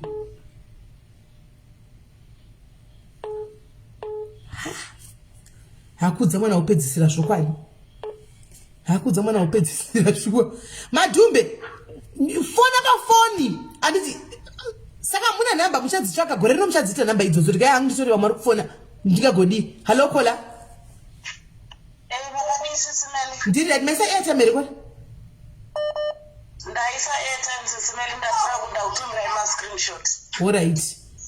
Chitaura ina Prophet. Prophet makadini. How are you, Magadi, Mama? Tiripo makadiwo kuriseko. Kuno fara. Zikufamba sei, Mama? Prophet nini ndine dambudziko rangu. Ndine mwana ane 1 year. Mwana uyu ane 1 year takaitwa ma-DNA. Zvakaitwa ndezvekuti baba vemwana wangu wekutanga uyu vakandirova musi wa 8 September last year. Saka vandirova kudaro ndobva taiswa musocial services. Taiswa musocial services ndobva vaclaim pakuti nhumbi handinayo ndeyavo zvati yanga isiri yavo. Saka zvadanzwo ndopavakaitwa ma-DNA. But pakazoitwa ma-DNA akabuda mwana wechitu uyu. Ndopa akazobuda asiri achinzi asi mwana wavo vatini ndozoti ndiye mwana wavo ndopane mowari yangu ipapa mwana anongochema harare haadyi zvakawanda zviri kuitika muupenyu hwake. kuti mwana ane problem andinaye pano ane problem yemakumbo as well. Ane makore mangani? Ane 1 year 1 month. Yacho yakati kurei nyaya iri kuitika pamwana uyu. Ndauza mati baba wake pale yanga kubreka. Chama dzokorodza nyaya dzemujolo idzi prophet. Dzokorodza ikole, dzokorodza. Ndakatizvoni baba vake vandozeni baba vake vandozeni vakanza vasi baba vake. Vatini ndozoti ndivo baba vake. Kola. Takaitwa ma-DNA nevanhu vaviri but vari vaviri vese vakabuda vachinza vasana baba vevana but one of the people vepedzera vanhu vandozo ndivo baba vemwana. Okay. Alright. Now, saka imimi ndo mamuni sure na ndo baba vemwana ira lechishuwa. 100% sure. Okay. Alright. Now, saka mwana akuona ma-attacks manje apa muchazivi zviri kubva nekuti. Anenge achingoita maproblem ekufema ane maproblem ekufema ane problem hanyatsofamba zvakanaka hatsike zvakanaka anongo zvakawanda pasta zvinhu zvacho zvinotombondivhundutsa zvinonyanyomuataka usiku. Adaunamatiwa satira kuita pamwana uyu because mwana uyu mwenye kumusha kwake iye kwake kwaanobva kuropa rake chairo vari kuzouba mweya iri kumurwisa zvekuti kune yatira kuita pamabaiisa upenyu hwake because they wanted even the life of this child. Okay. But problem yavari haina kutanga izvo zvakatanga pamakatongomubereka. You know, no, he noticed anything, but that's very important. Attacks no bakatanga kuitika kubva muchitongo mubereka. So, but right now, chakauda kunamatira pamwana is in life. Okay. It's life. But the life yatikunamatira ndakakosha kuti mwari vakubatsirei tikwanise kuti mubatsirike kuti mukwanise kuziva baba vemwana chaivo. Yes, manje kuri kuno kuzimbabwe ndopatinonamatira munhu ototi aenda kujet sleep akosira arota otoziva zviri kufamba sei ava ndo baba vemwana ava vasara. But now even muri kure kudaro I don't know we can kuti mubatsirike kuti muve nemukezoziva kuti baba vemwana ndeupa riri. Yes. Kwaimkola besides varume 2 ava baba muri kushuwa ndo baba vemwana nevamwe ava vose vari 2 vari kunzi hapana vana baba vemwana. Besides varume 2 ava kune umwe here wamakanga muchidanana naye? Hakuna mumwe. Mangodanana ne2 ivavo chete? No, uyu wekutanga uyu nandisingadanane naye. Wekutanga uyu ndibaba vemwana wekutanga. Kosaka pavana baba vese vari 2 kunonzi mwana uyu hapana baba vake zvakafamba sei? Zvinofamba sei kana pasina umwe wechi3 wamakadanana naye? Ipapo sisi medu kutaura shuwa handizivi because wekutanga I didn't expect kuti vangave ndivo baba vemwana ndosita tisiri tese vaingouya vachiitira mwana wavo wekutanga uyu vachimuendesa kuchikoro. Saka pakuuya kwavaiita apa pamaimbopota muchiita lulalulai? No. Ha, nokuti hazviiti kola kuti kozongobuda kuchinzi ndo baba vemwana imi vamuri kuti ndo baba vemwana kunzi hazviiti negenetics unless mwana wacho asiri wenyu makachinjirwa kuchipatara. Handitozivi simeli zvakaitika because handitori neconfusion but tichimuona mwana uyu akafanana nababa wechi2 zvisingaite. Hasi zvekuti imi muri kuda kuti mubhilivhe here kuti mwana ndo baba wechi2 zviri mumeso menyu mupfungwa dzenyu. Baba yekuti pama-DNA anonyepa here kona? Ma-DNA anonyepa zisimeli. Ko madi kuchinja muite kumwe ma-DNA shuwa nokuti zvimwe mungodawo yaProphet kuti wakunamatireka asi zvokwadi zvimwe zvongodawo science. Sisimelika zvakawanda zvandakanzwa kuti nditozosvika pana Prophet kava zvakawanda zvandakadzoma ndainyatsoshaya kuti munhu anondibatsira chaiye ndiani. Machitiudza zvanhu zvamakahwa kuti Prophet vanyatso kuita picture yekuti zviri kufamba sei. Chitotaurai zvanhu zvamakahwa kuti pakangonzi inini zvinoitika ndezvekuti ini ndinoroteswa. Saka pakangotaurwa kunzi zvoni pane mweya wakaipa uri kuda kuvhiringidza zvinhu zvako kuti zvisabude zvakanaka. But muri mushure meizvozvo ndakazorota mai vemukomana wechiti uyu vachiti pakaitibudiswa madhini vachiti tavazodzosera zvinhu zvatakatora nekuti tazonzwa kuti mwana asiwe. Saka hope idzodzo dzakandinetsa kuti zvazvinyatsoitika. Okay. Matikurota kuti vari kuti vane chipo chekurota. Vakarota mai vemunhikiri vemukomana vachiti mwana uyu hasi wedu kudii. Amen. Vakarota pakaya madhini vakabva vauya kuzodzosera hanzi tauya kuzodzosera zvinhu zvatatatora pamwana uyu nekuti madhini akuda achitaura kuti mwana hasi wedu. Okay. Saka handizivi kuti zvii zvavanga vatora uyezve zvazvafamba sei handinyatsoziva. Okay.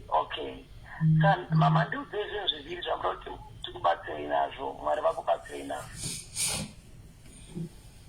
Ini ndoda kubatsirwa pavana vangu vese including me wacho because dzimwe nguva ipapo mazuva ayo ndaimborota ndichirara nemaspiritual husband and zvakawanda pasi zvinotoda kuti dai ndatombouya kuseri.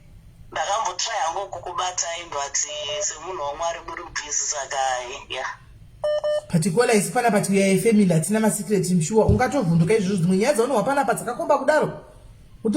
Amen. Uda kuenda kuseri shuwa pano tichingotoshare newe pano. Aiwa ndongotaurawo zvakuti zvandatovabata panapa zvakatonaka because ndaisomborota ndichirara neva-spiritual husband zvakawanda zvinongoitika muupenyu hwangu. So handinyatsonzwisisa kuti zvii zvinenge zvichiitika. That's no problem, my sister. Because they say, ite kuti mubatsirika handiti? Alright. But nyanya kati kurizvayo, I think it's a long story, boys. Muda kubatsirwa kuti pati yemwana kuti ofamba sei. But for now, titoti mwana ambopore. Asi Prophet dei mama ngomudza chokwadi nyaya dzake kana mataona pamweya mudze chokwadi anyatso kuziva nokuti dzimwe nguva chinodaro tichibhabhadzira vanhu ka munyatsotoona muchiti mona mata muudzai vanhu chokwadi Prophet.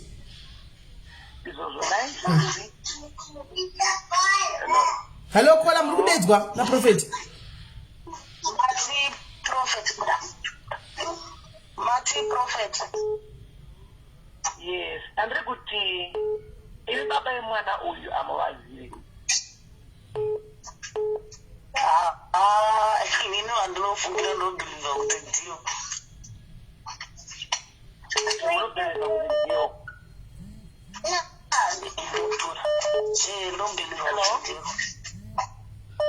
Ndobhiliva kuti ndiyo ndisingazozive zvangu. Okay. Alright. So maybe kana mukadzi when information is different, muigamukira sei?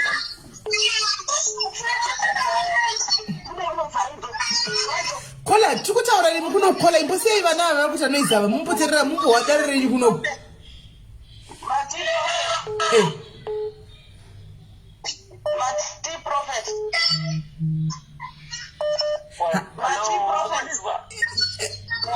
Kwanzi ukanzwa kuti baba vemwana havasi baba vemwana chaivo chaivo ndevava munota sei? Ndakanzwa kuti ndevapi?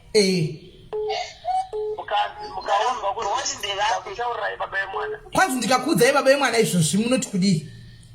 Vaudzei Prophet. Hapana zvandingaita hangu but ndinongozvigachira. Prophet vaudzei baba vemwana tiche decide munamatire mwana apore vaudzei baba vemwana. Yes. So zvandira kuti hello. Yeah, hello. Yes. So zvandira kuti zviitike ndezvekudai so I know that maybe it's not a go. Maybe you go or maybe I don't know. Which is not a go from a say, but because now we report deputy battery. Exactly. But you would tell I have a distinct more affected. Can I go to Moit say? The main reason they put him one take battery. Exactly. Hello, Mugudi Guadika?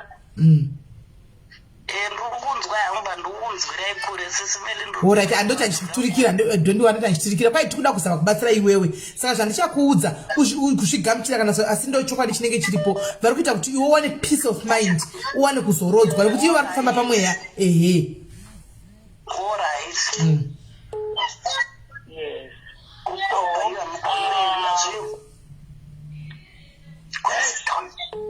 I don't know how to give up and Prophet, musatenderere iti idyo ndoturikira ini imitaura ini ndomuturikira iti idyo go to the point straight prophet musatenderere munhu wamwari pa shoko tovashidza. Oh my God. Varipo. Hello, Mama. Yeah, hello. All right. So, drop him. All right, Mama. Now, before Nsanda Kutanangurai, Zababa Yomana Uju. Anditika? Hello? All right. Oti Mungu Tanyama Bata Wana Mudubu Maki. I want to pray. Batai Mana Mudumbu.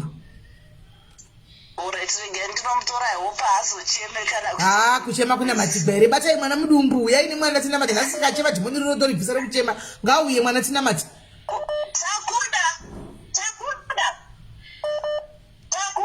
bring Nicolette here. Bring Nicolette, please. So the arkuya all right. Right.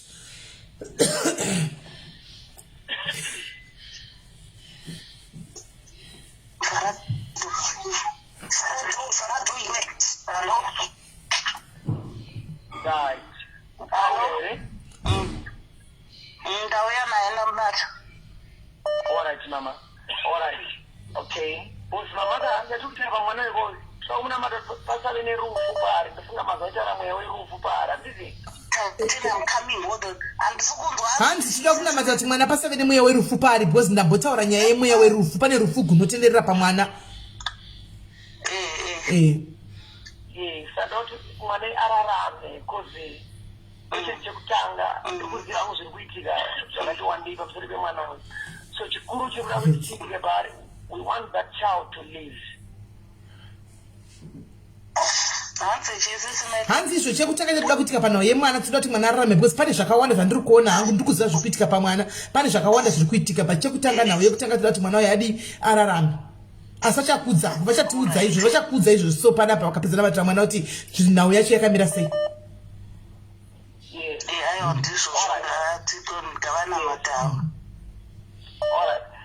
Now kubva zvino iwe mweya wachusina wakabata mwana uyu. Amen. Ndiri kukurayira zvachose mweya wese wakabata mweya wese werufu unobva kudzidza rakaberekwa mwana uyu nezita rajesu nezita rajesu nezita rajesu nezita rajesu ngasununguwe iko zvino mweya wese wakahuuda mweya wese wakabata mweya wese werufu uri kurwisa mwana uyu ndinourayira tedzai mashoko angu ite kuti ina mweya werufu tevedzerai mashoko avo andi tindodzinga mweya werufu todzinga mweya werufu uri kutevera mwana wangu uri kutevera mwana wangu uri kutevera mwana wangu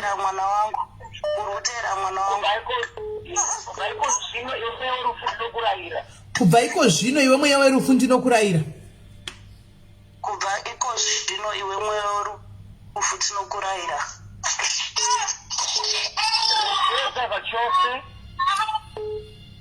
Mati prophet regedza zvachose kubva nhasi mwana wangu asunungurwa. Kubva nhasi mwana wangu asunungurwa. Kubva nhasi mwana wangu asunungurwa. Adzikinurwa zvachose. Adzikinurwa zvachose.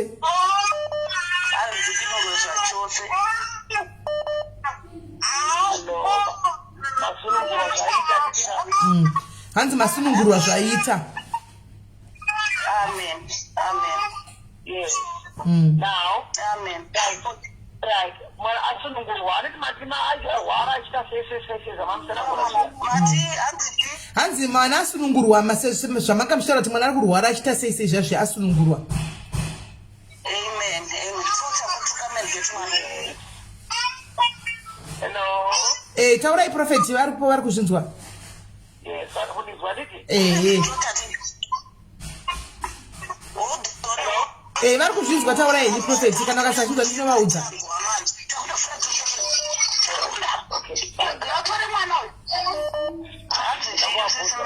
Alright, makuvaudza manje. Alright, kwai muchimirai muchiudziwa manje. Hello, mama. Hello, prophet. So mwana uyu mama makamubereka gore ripi? Kwanzi mwana makamubereka rini? Ndakamubereka musi wa2 January 2021. Okay, ane gore nesome months. Okay. All right. Now, so apa muri kugara nani izvozvizvi right now? Ndinogara ndega nevana vangu vatatu yavavo. Okay. All right. So mama.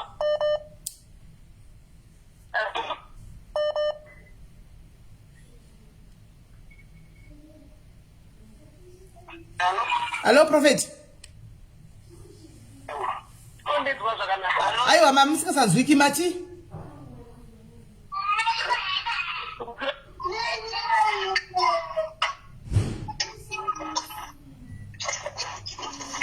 Mati, prophet. Mati.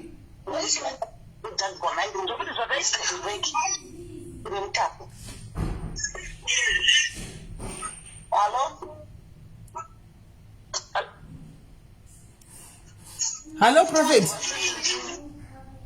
Sorry. Hamusi kunzwika makama ino chichipitika hamusi kunzwika.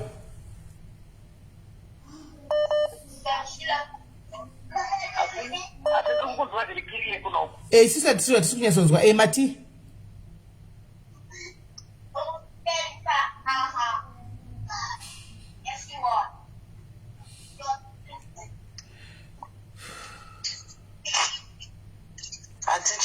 Atichavanzwa. Atichavanzwa. Hello, prophet. Mirai ndikudropa ndikufonerei futi. Yes. Regai ndivadrope ndifone futi. Kola munogona kutopa here imwe mari nekuti mari yakupera kune vaisa mari dzavo vamwa kutokombla taisawo mari dzinotakamira ku. I think ndina Judith, Florence, Antoinette, Madumbi.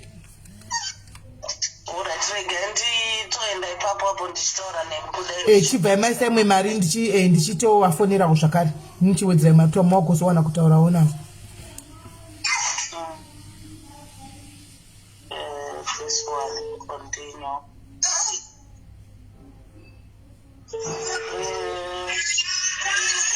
Takuda. Get one.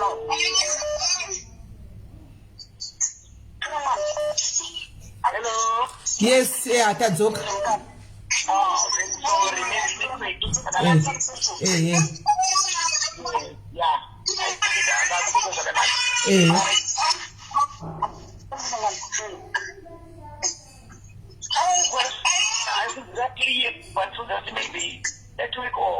Takukunzwai manje zvaraiti. Takukunzwai.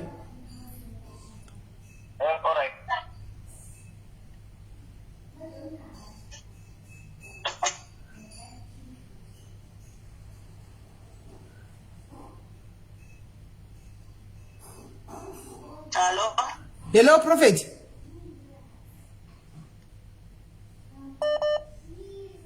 Hello, prophet. Prophet, hello. Ayatanga fifoni. Hello, trukunzai.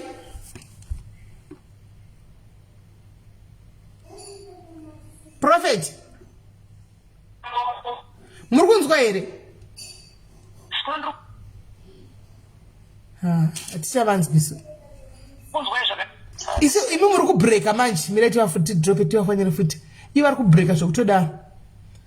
Vari kutobreaka zvokutodaro.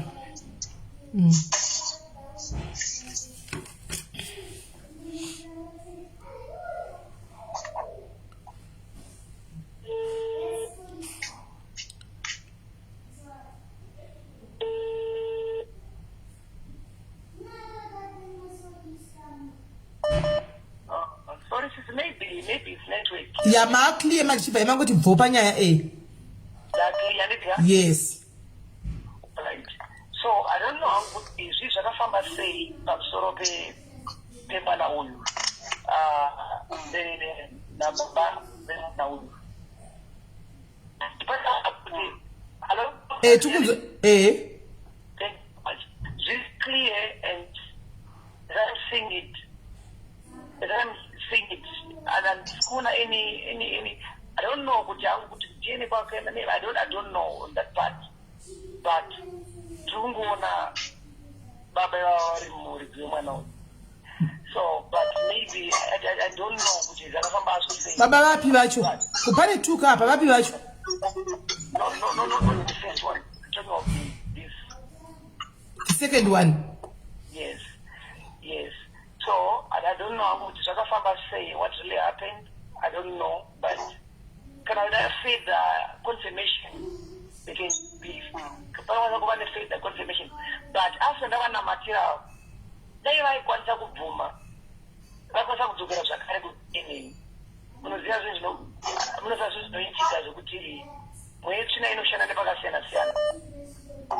Pandakambomukumbira kuti ngatinzvokoro dzemadhini akaramba saka handina kuzombokira ndataura naye but ndo wishi yangu inini andinokuda kuti izadziswe naMwari kuti iye akwanise kuita sei kubvuma kuti tinzvokoro dzemadhini to be honest ndikunyetwa ndikutaura zvandiri kuona pano ndiri kuona kuti once you go back again mukadzokera kumadhini there will be different information.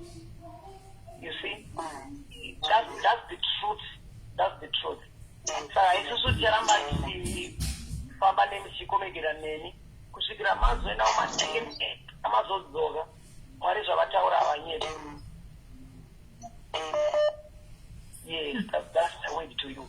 But you go up Paul. I want to put up Namari, I put it for Namari. Saka pastor ni mungoramba kuchibata muna madoti pandotaura naye akwanisa kuita sei kuzviaccepta because munhu achazvakaoma. Sai baba vamuri kuti vadzokere kumadhini ende vapi vechitu here kana ndovekutanga? Vechitu. Ava vamunoziva kuti ndo baba vemwana? Yes, that's the second vechitu. Now, but the problem is both I'm seeing inside you and he said, I don't know, fellow members, I don't know,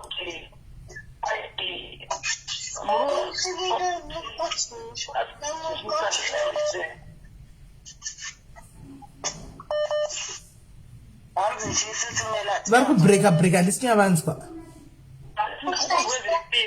Inini ndiri kubreaka kana takuma kufunga kutaura kunoku. Mati Prophet.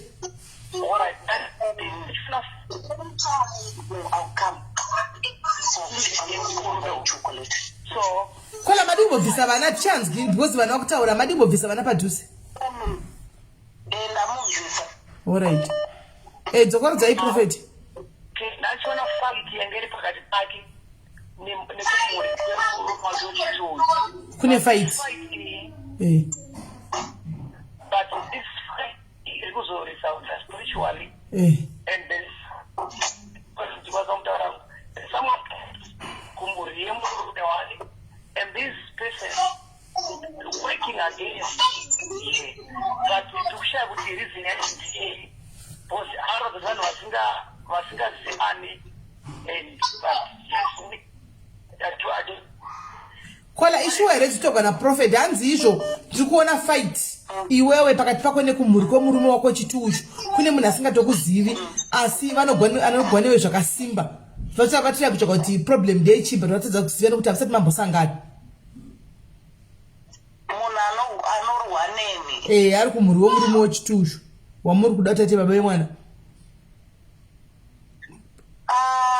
To be honest, inini hangu handini atsoziva hangu, but iye semudziri wakambondiita akandiudza kuti mai vake vakataura kuti avarore, ati kumhuri kwedu hakuna munhu anorora munhu akaremara.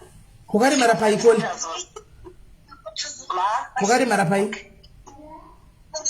Ndinofamba neunche ndakaremara kumakumbo, ndakandotetswa gumbo rangu rekuraiti. Saka unofamba neuche?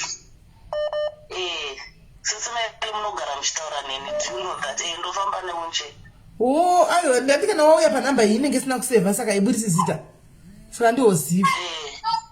Alright. Hey. Vadona Prophet. Hey. Yapakaipa. Prophet vavadona. Alright, kola rega ndikudonedze nimbotorawo vamwe then iwo gotera mucomment section kana vauya. Takutopa potega panapa. Alright, ndozokana. Hey, vanhu vakupenga nenyaya dzavo dzenenge. Kiri kola hello. Motobata makadaro ndimbodzosa Prophet. Motobata makadaro ndimbodzosa Prophet because hapasina mira mushi. Alright, notenda.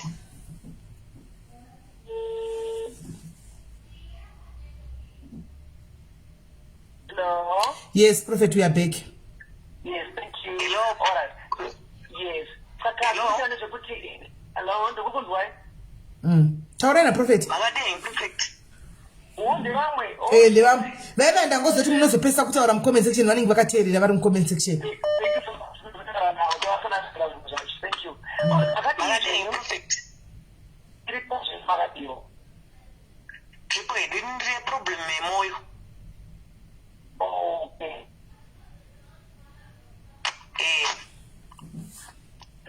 The problem is just in it's that Hello? Hello?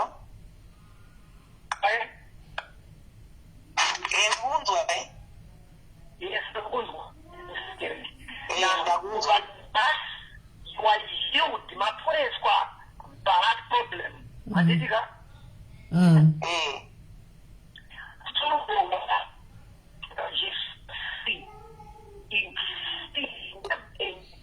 Amen. Hello? Vanga chinamata? Vanga chikudini asiwanzwanzwa. Vanga chikunamatira moyo wako? Tinotenda ndini mwana wangu ane dambudziko kuti mukomana akazorwa nemaronda mukanwa. Saka akanzi harapike zvacho sangoramba akadaro. Ndinaye ndakagara naye pandiri. Torai kapu yemvura inamatira mvura, muchamupa mvura iyoyo. Torai kapu yemvura, mvura inamatigo mugozomupa mvura.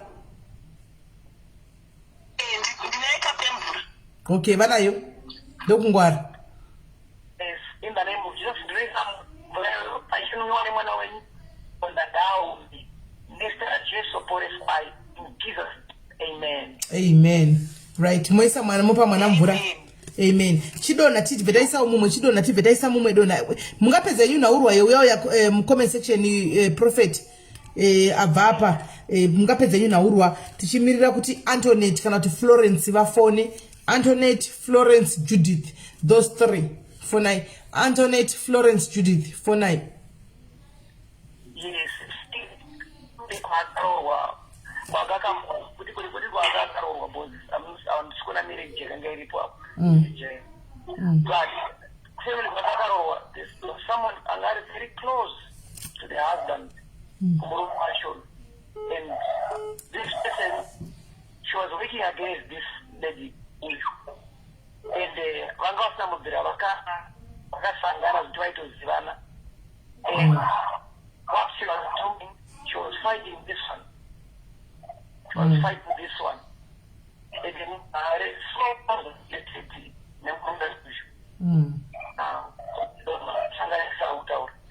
so that's what was happening. Okay.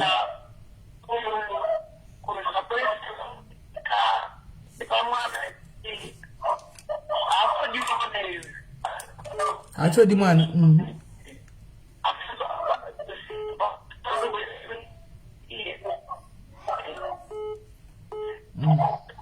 High chance wiki. High chance wiki. Hello. I'm chance wiki again. Do I fit in for the foot? Caller, hello. Hello? Yes, but I'm going to do out Joseph. Put him to now. Guys, my summary is but I'm the consequence I 3 one time. I can't do 3 1 It's one person at a time. And it's one person at a time. Such you can mess up and doesn't look what's up to quit. Right? Call a Taura. Like Prophet. Yes. Hello? Call a Taura na Prophet. Hello? Hello? Caller? Call a Taura na Prophet. Call a. Hello, Magari? Hello? Varikupindura call a Taura. Magari?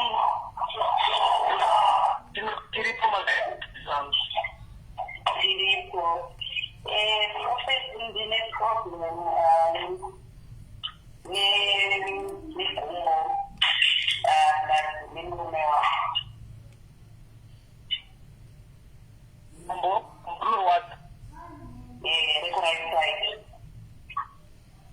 Okay. Apart from the leg, I think I would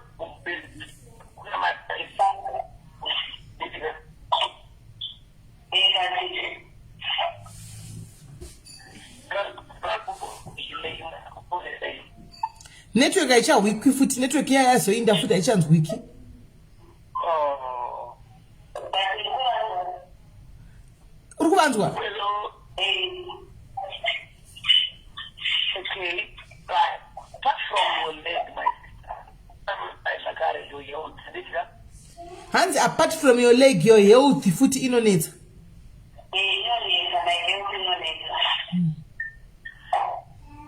That's why my problems and this, all this attack the side. I will put police. Alright, now please fine. Since 9 namatiku. Since 9. But now you know that what Vaizozi Garipore is a choice. In Jesus' name, you are healed. Every problem, every attack in your Vaizozi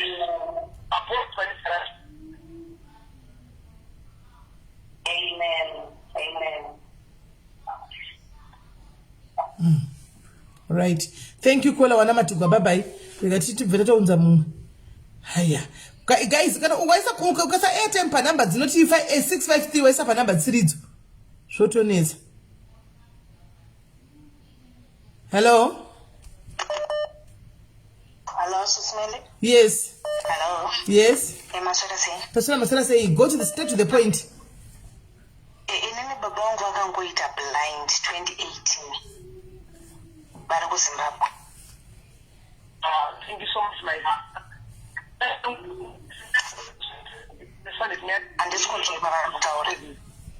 Mati Prophet. Musesand is next to healing and deliverance service. They want to make critical conditions everywhere. Kuchechi.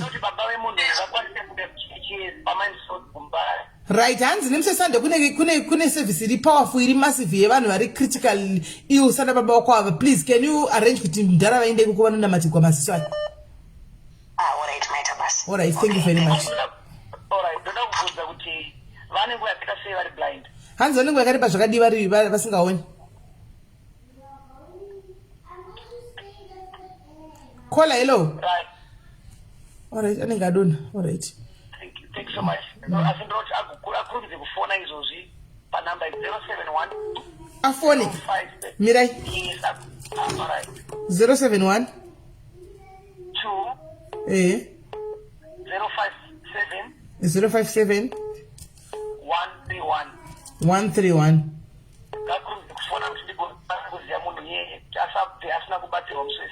All right. Saka iwo wabva kufona undifonere handiti ndikupe nhamba dzataura Prophet dzanzi ufone kuti usabva usina kubatsirwa nemuswesandi handiti kola. Hello. Hello, SIS MELLY, maswera sei? Ndaswera maswera sei? Taswera. Kunataura na Taura na Prophet, go straight to the point. Prophet, makadini Prophet? Makadini. Tiripo Prophet ndine dambudziko rangu re-side pain nemudumbu negumbo.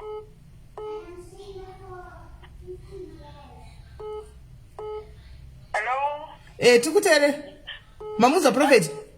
Yes, ndamuza.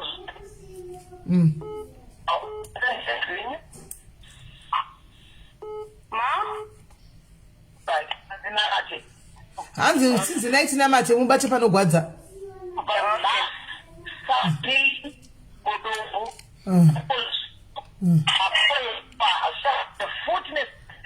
Amen. Amen. Thank you, Prophet. All right, sharp. Right, Madumbe fona izvozvi fona pa Madumbe. Namba yake yanenge achifana naye ndizivini. Fona Madumbe picture Prophet kutsvagawo asi uyero. Mira ushu. Ndamuwana uyu Madumbe wacho. Eish.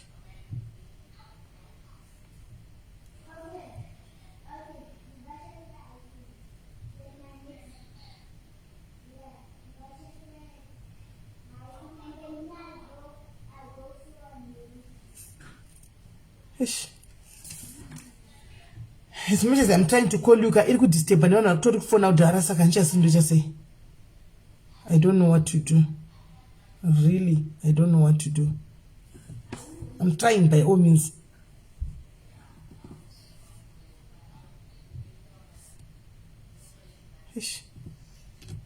I'm just even serious.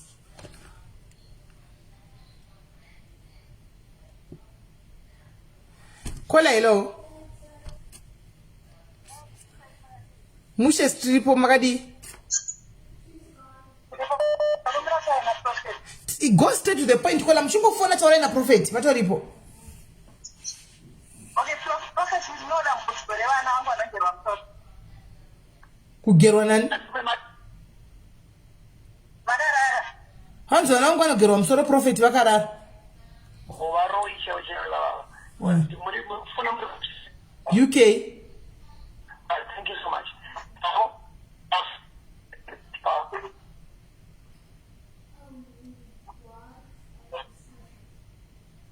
Hello. Hello, muruta mchi break at school joy,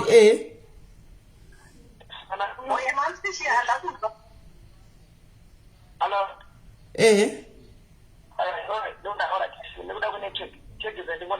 All right. I don't know. Hanzi bate msoro ivana venyi kana muri padhuze nevana venyi. Okay, ndavama tamsoro vesaki. Vaviri, ndane wamwe pictures. Pamukuru nemwe mchechi. All right, bate ivana. Ndavama. Vadona Prophet network mira wakada.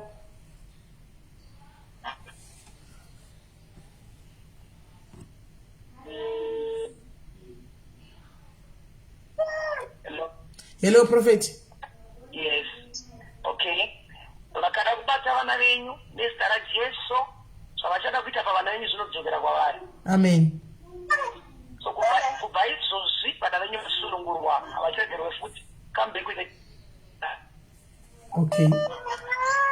Kola manzwa here. All right, thank you very much. Yeah guys, I'm on tanyanyisa here chirega titore inikikiro pesa tizorodze Prophet. Hamuzvioni vachauya ne zviri panoka hamusi kuda kuita ini chokwadi. You don't want to be me. Zviri pano ma1.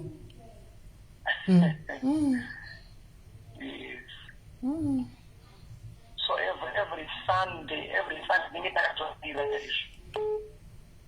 Pakaipa. Every Sunday, guys, vanenge vatedza muchapinda next Sunday. Boss, zvekuti kapana pakana vedwe. Andichakwanisi. Truly speaking, andichakwanisi. Hello. Do jambwa racho ranga shora hey. Unotodza kungochanga muchanga muna madhumbe shuwa. Chitaura na prophet, taura prophet. Chitaura na prophet, taura go straight to the point.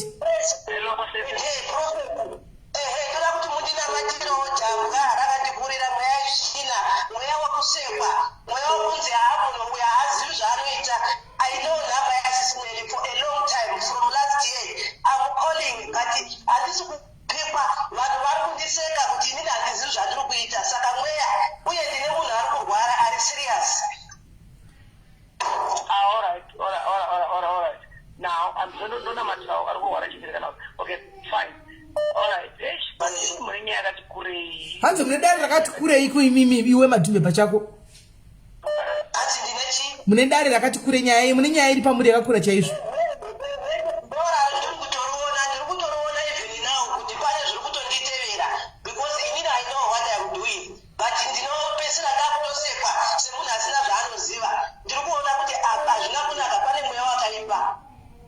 Alright.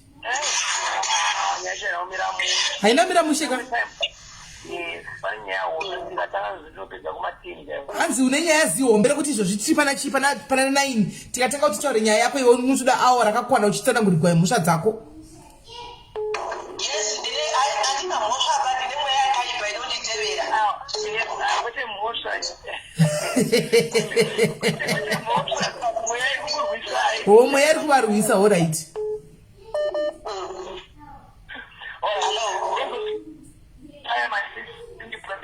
Okay, but actually, so we have seen counsel no good way. And we have seen no care. We have seen the Pumerwa. Chesika she tagazi when it does. Amen. Because you know, Masunungurwa, even Nekoara, a police squad, Mr. Jeso. Amen. Amen.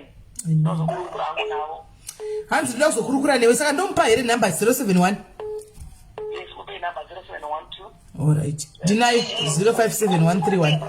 Alright. Saka madhumbe unozobata kuseri ndokupa namba kwa ndoda kuzobata kuseri dara rako rakaningira rakati kurei. Okay, ndazo vazvodare rangu ndiri kubvunza futi zvemwana wangu ari kurwara zviri serious. I know way. Ari kunoona doctor ari kurwara ari kwamutare. Haasi kuenda kutoilet for a long time. Haasi kudya for a long time. Ari kuruta every day. Iye asina chaari kudya. Saka ari kunoona doctor Mutsekwa mangwana kuGeneral Hospital kwamutare. Saka vari kuda kutarisa kuti chii chinoita kuti asadya, chii chinoita kuti arutse, chii chinoita kuti apere. Saka tiri kukumbira Mwari wenyu kuti atipe munyasha. Chimboteerera prophet vataura madhumbe chimbomira uti prophet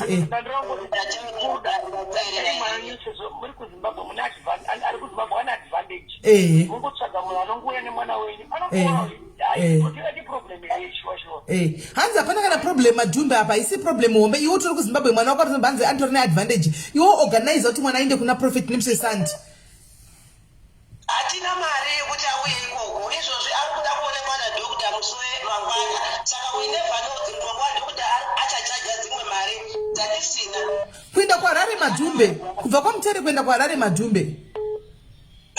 Hapana mari yacho takurapisa for a long time mari dzichibuda. Mari hapana. Alright.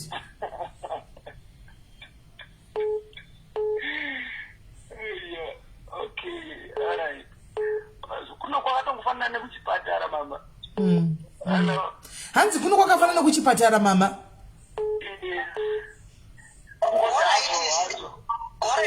Prophetic ndiri kunzwa saka chirega yangu notariswa nachiremba mangwana then after that kana ariliswa ozouya kuHarare nokuti anga ane appointment wokutariswa mangwana. Chireke ndimunamatire orai. Kuti aende kutoilet nhasi chai. Kuti mati izvozvi tinotumidzira shoko kwaari. Atakuenda kuchimbuzi. Exactly. Atakuenda kutoilet. Now. In Amen. Yes. Amen. Yes. Yes. Madumbe, mwana ngaenda kutoilet utipe feedback. Mwana ari kufa ngoenda kutoilet nhasi chaiye. Ushuwa? Vunza. Chivunza. All right, Madumbe. All right. Yavana kumira mushe.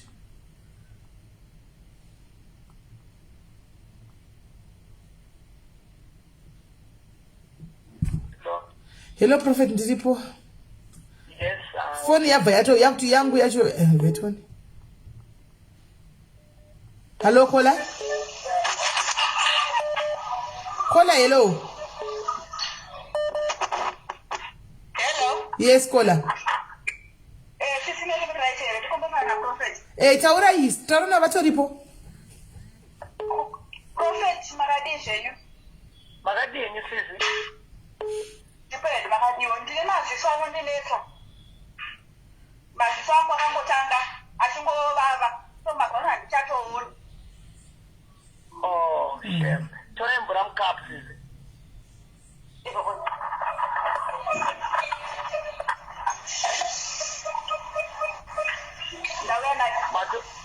Matora ndika? Oh. Right. Zoisa moto mumvura makabata. Pamurugeza maswenyi. Batange kuva nematickets. Ngabatange kuva nezvinhu zvamakutanga kugona kupika. Nemaswenyi. Geza imweso. Zozi. Nesara cheso. Amen. Wayuti. Yes. Geza imweso mushunure tuone.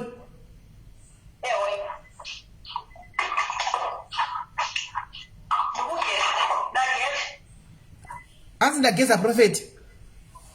Yes. Kana mapedza kugeza maswenyi. Sorry. Ndida kuti mukwanise kutarisa zvamanga musingakwanise. Just look. I don't know. Are you not seeing anything muri pamuri ipapo?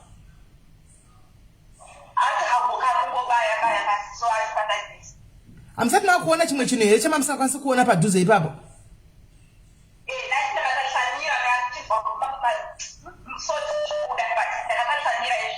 Haisi kubuda msodzi. Chokwadi. Amen. Hallelujah. Thank you, Jesus. Hallelujah, Jesus. Hanzi ndenge Samira kudai somsodzi yangu yaibuda, but right now vakata Samira hapana chiri kuita. Hapana chiri kutombobuda kana masodzi asi kubuda. Amen. Hallelujah. Ngazviwe, let it be like that, for it cannot be otherwise. Kola, in the name of Jesus. Amen. Amen. Pane chimwe here Prophet kana toinda ake. Kubva nhasi maswati akona zvakanaka. Kubva nhasi takude musodzi achavati. Amen. All right. Thank you very much. Okay. You are healed, Kola. Go well. Right. Guys, I'm taking 2 week pads, guys, to release a prophet. I'm watching next week. I'm taking only 2 week pads, Sira. Tamacho ranguva yavo still like very pano, guys. 2 week pads, Sira chete. 2 week pads, Sira. Then we are going to show next week. 2 days week ruara nasi. Maybe jolo to sokona time bomirai. Hello, Kola. Yes, go straight to the point. For 1 March. Eh?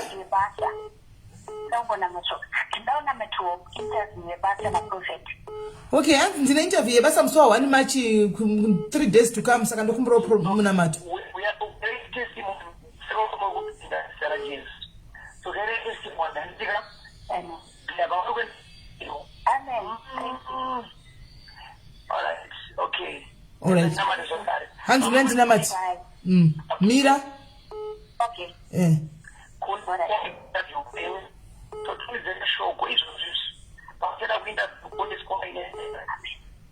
Okay. Right. Come back with the testimony. Amen. Right. Right. I'm taking the last one. Yes. Amen. All right. I'm taking the last one. The last one, guys. The last one. And my phone will be off. Hello, caller. Hello? Yes. Straight to the point. Ndinokumbira kutaura naProphet. Ndatamburowo nesinus inondishungurudza. Ndirare ndichingozikandibata ndotanga kungoti guruguru nemukanwa nezvese nemunzeve mangu mune mushonge mune maronda tose kola pamasinus tose wena rega titona matigwa tose pamasinus takafanana ndogara ndichikufura madziwa January to December. Brand tinazo hayi because amasayila tise tinazo wena prophet tinazo masayila satambra nawo.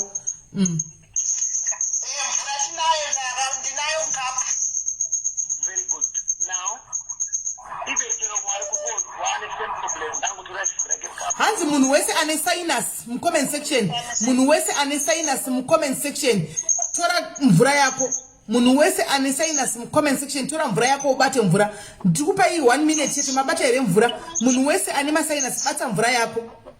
Bata mvura yako. Munhu wese ane ma sinus mu comment section bata mvura. Bata mvura yako. 30 seconds to go. Bata mvura yako. Munhu wese ane ma sinus bata mvura. Anesa vanhu vakawanda masinus aya. Bata mvura kana une masinus bata mvura. Bata mvura tingoda matiro ka 1 tese. Bata mvura sitatora. Mapedza here 15 seconds. 14, 13, 12, 11, 10, 9, 8, 7, 6, 5, 4, 3, 2, 1. Munhu wese abata prophet hande.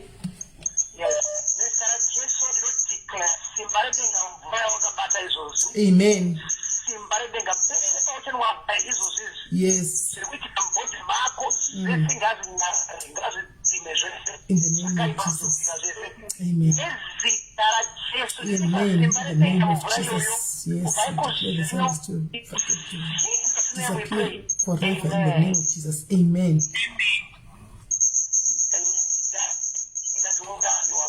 Did you look at the testimony? I'm bringing the testimony. Thank you, caller. Thank you very much. Thank you, caller. Thank you very much, caller. Thank you. Right, guys. I think for today it's enough, guys. For today it's enough, guys. For today it's enough, guys. Prophet Vaneta Baba Church Tava Ijeka na 7. It's now past 19 opano. We will see him again next week, guys. Antika kana maropa fadzwa musazo kangano kutenda mwari muchitenda shakare munhu wa mwari. Handi muri kunzwa comment section isaiwo munoisawo chegumi kana tunoisawo chempiro wenyu kuna prophet vawanewo mari yedrink effort yese vaita vari pano vasana simeli handika ini ndinda kutaurira in simeli avazvitaurira nditaure anyway kuti ini ndokutusera panapa nemi 4 hours hamubhadhari cold drink bhadharai cold drink kuna prophet munhu wamwari handitika ini I'm bo vanenge achida kuzokundi pano ndipasingari ndikoko prophet munhu wamwari vasiya time yavo vasiya mukadzi wavo vasiya zvese vauya pano tovakunamatirei saka guys if you can antika give prophet something antika avasi kubhadharisai ndini ndiri kudaro ngatitendei antika he came here for free you are being accommodated for free antika next week zvakare vanenge varipo next week zvakare vanenge varipo andi ngatitendei munhu wamwari kuitira kuti nembe vanofamba vachitsanyawo vachienda kwavanenge vachiita vachinamata pese zita renyu munamato yenyu inenge irimo mumwoyo mavo vanenge vachinamata nezvenyuwo mumwoyo menyu anditi so guys let's do it guys let's do it prophet ndokumbiro nonzi chimoiti chiwe uZimbabwe and pane question pana papa iri crucial I'm not sure whether to anzi tibvunza kuti kunouya vanhu munobhadharisa here $60 kana vachuyako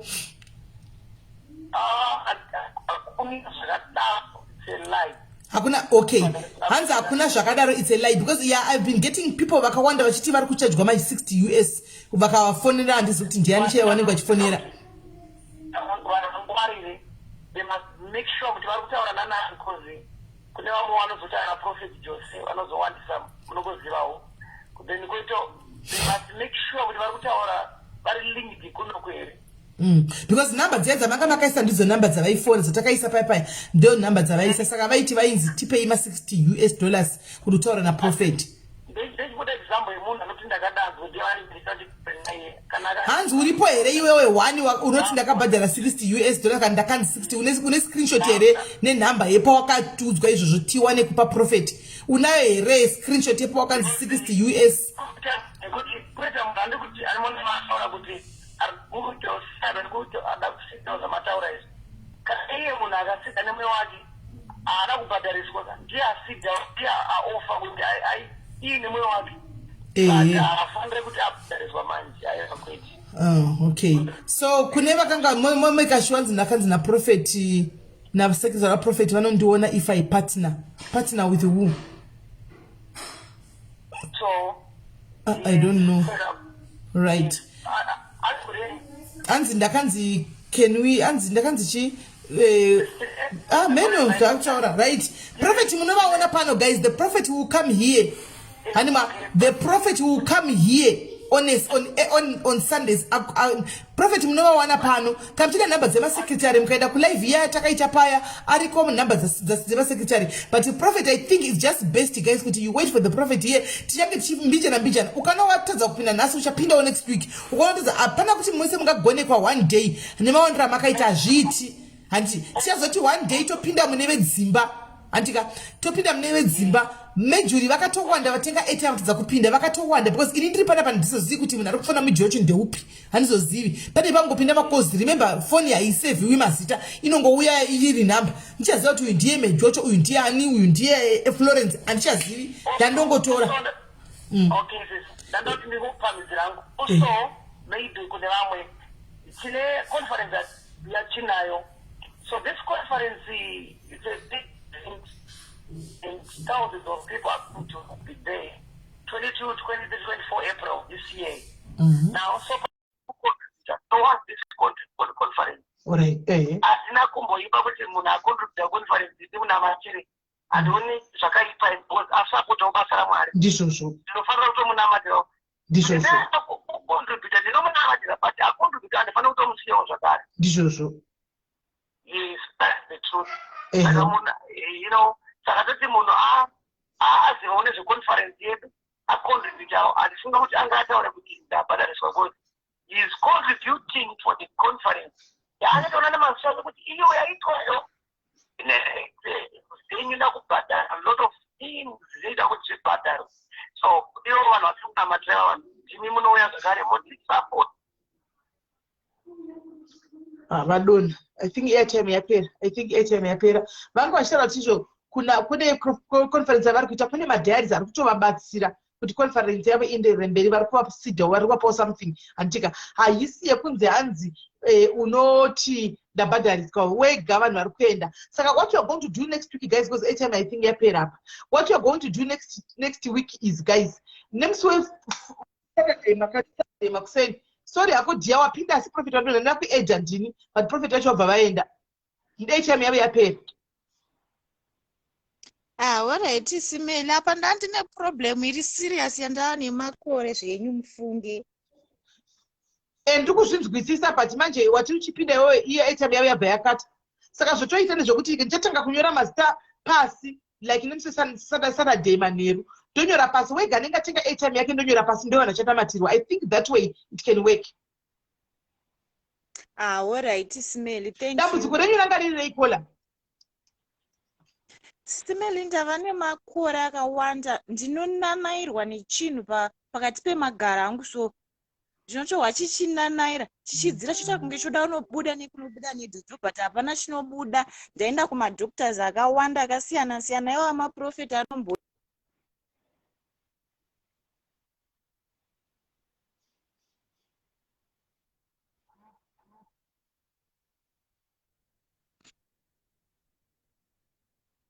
mandinzwa here SIS-MELLY?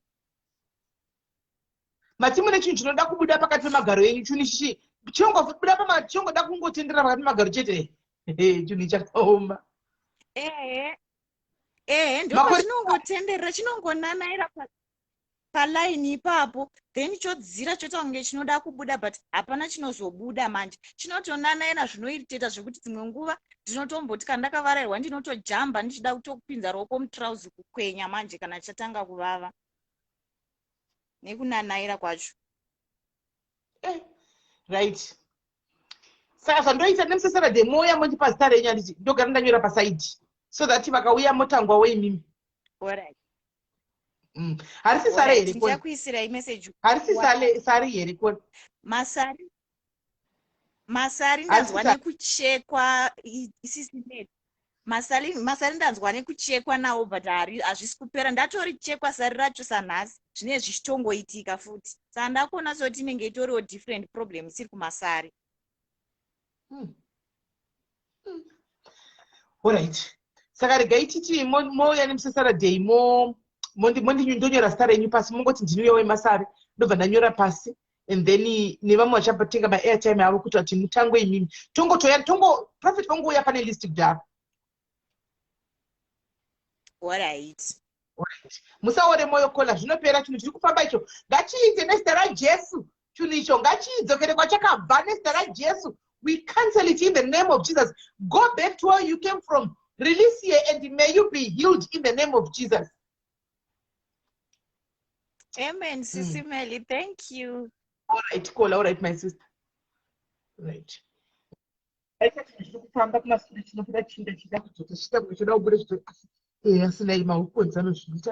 But mweya china inozvitawo kuti iyo mweya china cheshe inozvitawo zvakare. Saka guys, musazokangamawo tisazonyadzisawo guys. Munhu ari kuuya pana pachikunamachirai kana zvaita guys. Chopfungwa kupota chirangarira uyo prophet vacho kuti kumba kwavo vanoda kudlawo. Handimona time yavatengesi navo pano ngativarangarire tisanyadzisa nditi ngatitei vanhu vakarongeka gurupu rakarongeka tisi takavakumbira tisi tinovateverera tivakumbira kuti vauye pano handimachiona izvo zvimwe zvaperawo kana unenge ukaonawo something handika just do yanozvi e-wallet them handimona e-wallet them something vatengewo mafuta ekubikisa e-wallet them something vatengewo e-wallet something vawanewo kutenga cold drink vachimwawo mvura vachikunamachirai paya kuti pauro panyorovera handiti nangoti tiionesane ipapo. Mweya china, vanhu vane mweya china iwe. Vanhu mweya china iri kutenderera iri kubata vanhu. Iwo mambo. Sisi Melly, pray for me. NaJesu hauna green button. Saka ndokunamatira sei. Ndada kuedha pa ndokunamatira zvino hauna green button. Mbobuda udzoke. Buda udzoke. Vanhu vane mweya china kuti iwe masenda satenge choti guruguru aya mota anenge achiri normal. Guys. As details I want to see. Nyari 071 205 71331 071 205 7131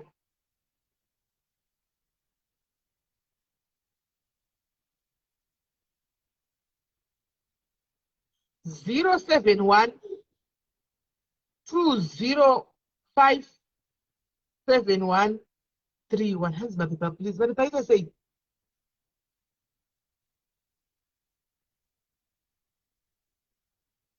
Number for Airtime. Number for Airtime. All right, to go. Iyo number you kusavanda kusida up. I said, please, can I say something? Number is the prophet. And as the prophet, can I say something? You would say, and can I proof of payment can deal with the forward here? Because you know, so can I say something? Please forward the what to me, the wood, and I have Grinauna. I will not say Congo owner, Jason Mafarati, said Congo owner. I can't add your owner green button. I cannot add your owner green button. I'll tell you, address. Owner green button. Let me see, and this way, owner green button. Owner green button is a choice. I'm sure not green button. Sorry. Right. You like that Chiva to my own area. My own area. Which number is Zabo? And more number is Zabo. And the Manzo. Number is Zabo. Right. Don't worry, you cannot know it. Guys, I'm not domo, guys, domo. It's a domo. Guys, I'm not domo, guys. Boys, I'm not domo, boys, domo. Boys, I'm not domo, boys, domo. The Tora Mangwan. The Tora Mangwan, the one. Figure this somebody Mangwan. The good samurai Mangwan. That's Bukrabo as the prophet Joseph. Prophet could have said Joseph. But I tell you, guys, no, again, Domo Kamangwan, Mirandi go to Mukamangwan. Mirandi go to Mukamangwan, I'll domo tomorrow. Shut Domo Kamangwan and Mirai, I'll domo tomorrow. Don't know us. I want to pay any life. Takuzokera Kune, Shinoruaza, Shunguruza, Chemeza. Mangwana Tingi show is no Ruaza, Shunguruza, Chemeza. Sarasanga Tanga show you Jadomok. Mona, Jadomok. Mangwana udomo mangwana musakangamwe kana ndakuya pasho mundu kumudzi mundu uzoti tisimeli makati munodomoka domo ndisakuti ndisakangamwe ndobva ndadomoka right So guys, ngatina mateka ende vazodonha vasina kutina matira tese. Ngatina matira mwana ari mucomment section uyu kuti simeli dzina matira ari kurwara. Let's just pray guys. Let's just pray for each other as we are going to sleep. Manheru usual time yedu nate musadhomoki. Aiwa oisa hai inoda kudhomoka iyi. Hai inoda kudhomoka sinoidhomora mangwana. Ndoidhomora sinoidhomora mangwana. Aiwa inoda kudhomoka guys. Kawani chakudza here mangwana. Inoda kudhomoka iyi. Inozoda ndingopurisiya sina basa rinoziya. Right, ngatina matei guys, let's pray to cover each and everyone. And please, vasingade kunamata, please. Vasiri comfortable nekunamata pano, you can as well go to Sangana Mangwana. And pasare varikuda uchingona mata chete. And it varikuda uchingona mata chete, vasiri comfortable nekunamata, you can go guys. Just go. Tosara varikuda ngo cover each and everyone. Tina mate munamato edo kwesiro kuti tikwanise kuti tiende kunorara. And vasiri mobva comfortable idai mango disappear muende nokuti hatizodai simeli vaona mata chine matira chizo munhu wese anonamata ini tonti panapa nditori nemasimba chero kutonamatira munhu chero kutonamata chero chaiko ani mazviona nditori nepower racho because Mwari vakatondipa simba. He has given me that power and the authority to stand upon space and to pray for everyone. For I have other people who are also praying for me elsewhere. So I can also pray for other people. Pray for me and I'll pray for you. Right? Number 7-1 dzakashota andiseni namasirira 1 kusure kwa 3 kusure kwa 3 masirira 1 it's 7-1-3-1 7-1 mirandibvise inotichi 00263 7-1 205 205 7-1-3-1 7-1-3-1.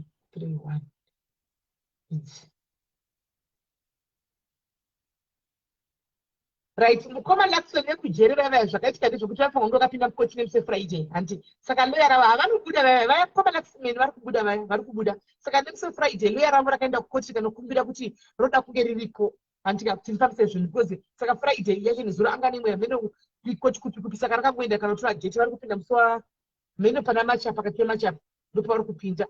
So kana loya rakuita interest zvakadaro loya raimbodidi vari kubuda vaya handina doubt. I have no doubt vari kubuda vaya handina doubt. Saka vakapiwa jeti nemutonde muna machi loya dziya akatoenda kukoti ivo vanotombogara vaenda kukoti ndikangovaudza kuti ndakumbira jeti because I want to be there paapili yandakarambwa I want to be there to make sure kuti uri kuenda kumba kana machikosi Friday vaklashisa jeti ravakanga vamupa vakaklasha madeti uyu loya aifanwa kuenda kuhaikoti dzimwe nyaya dzavaifanwa kunozibira muhaikoti saka akakumbira vakawirirana. Saka ngatina matei guys. Ngatina matei. Father, in the name of Jesus, Father, we give you all the glory. We honor you. We worship you, my God.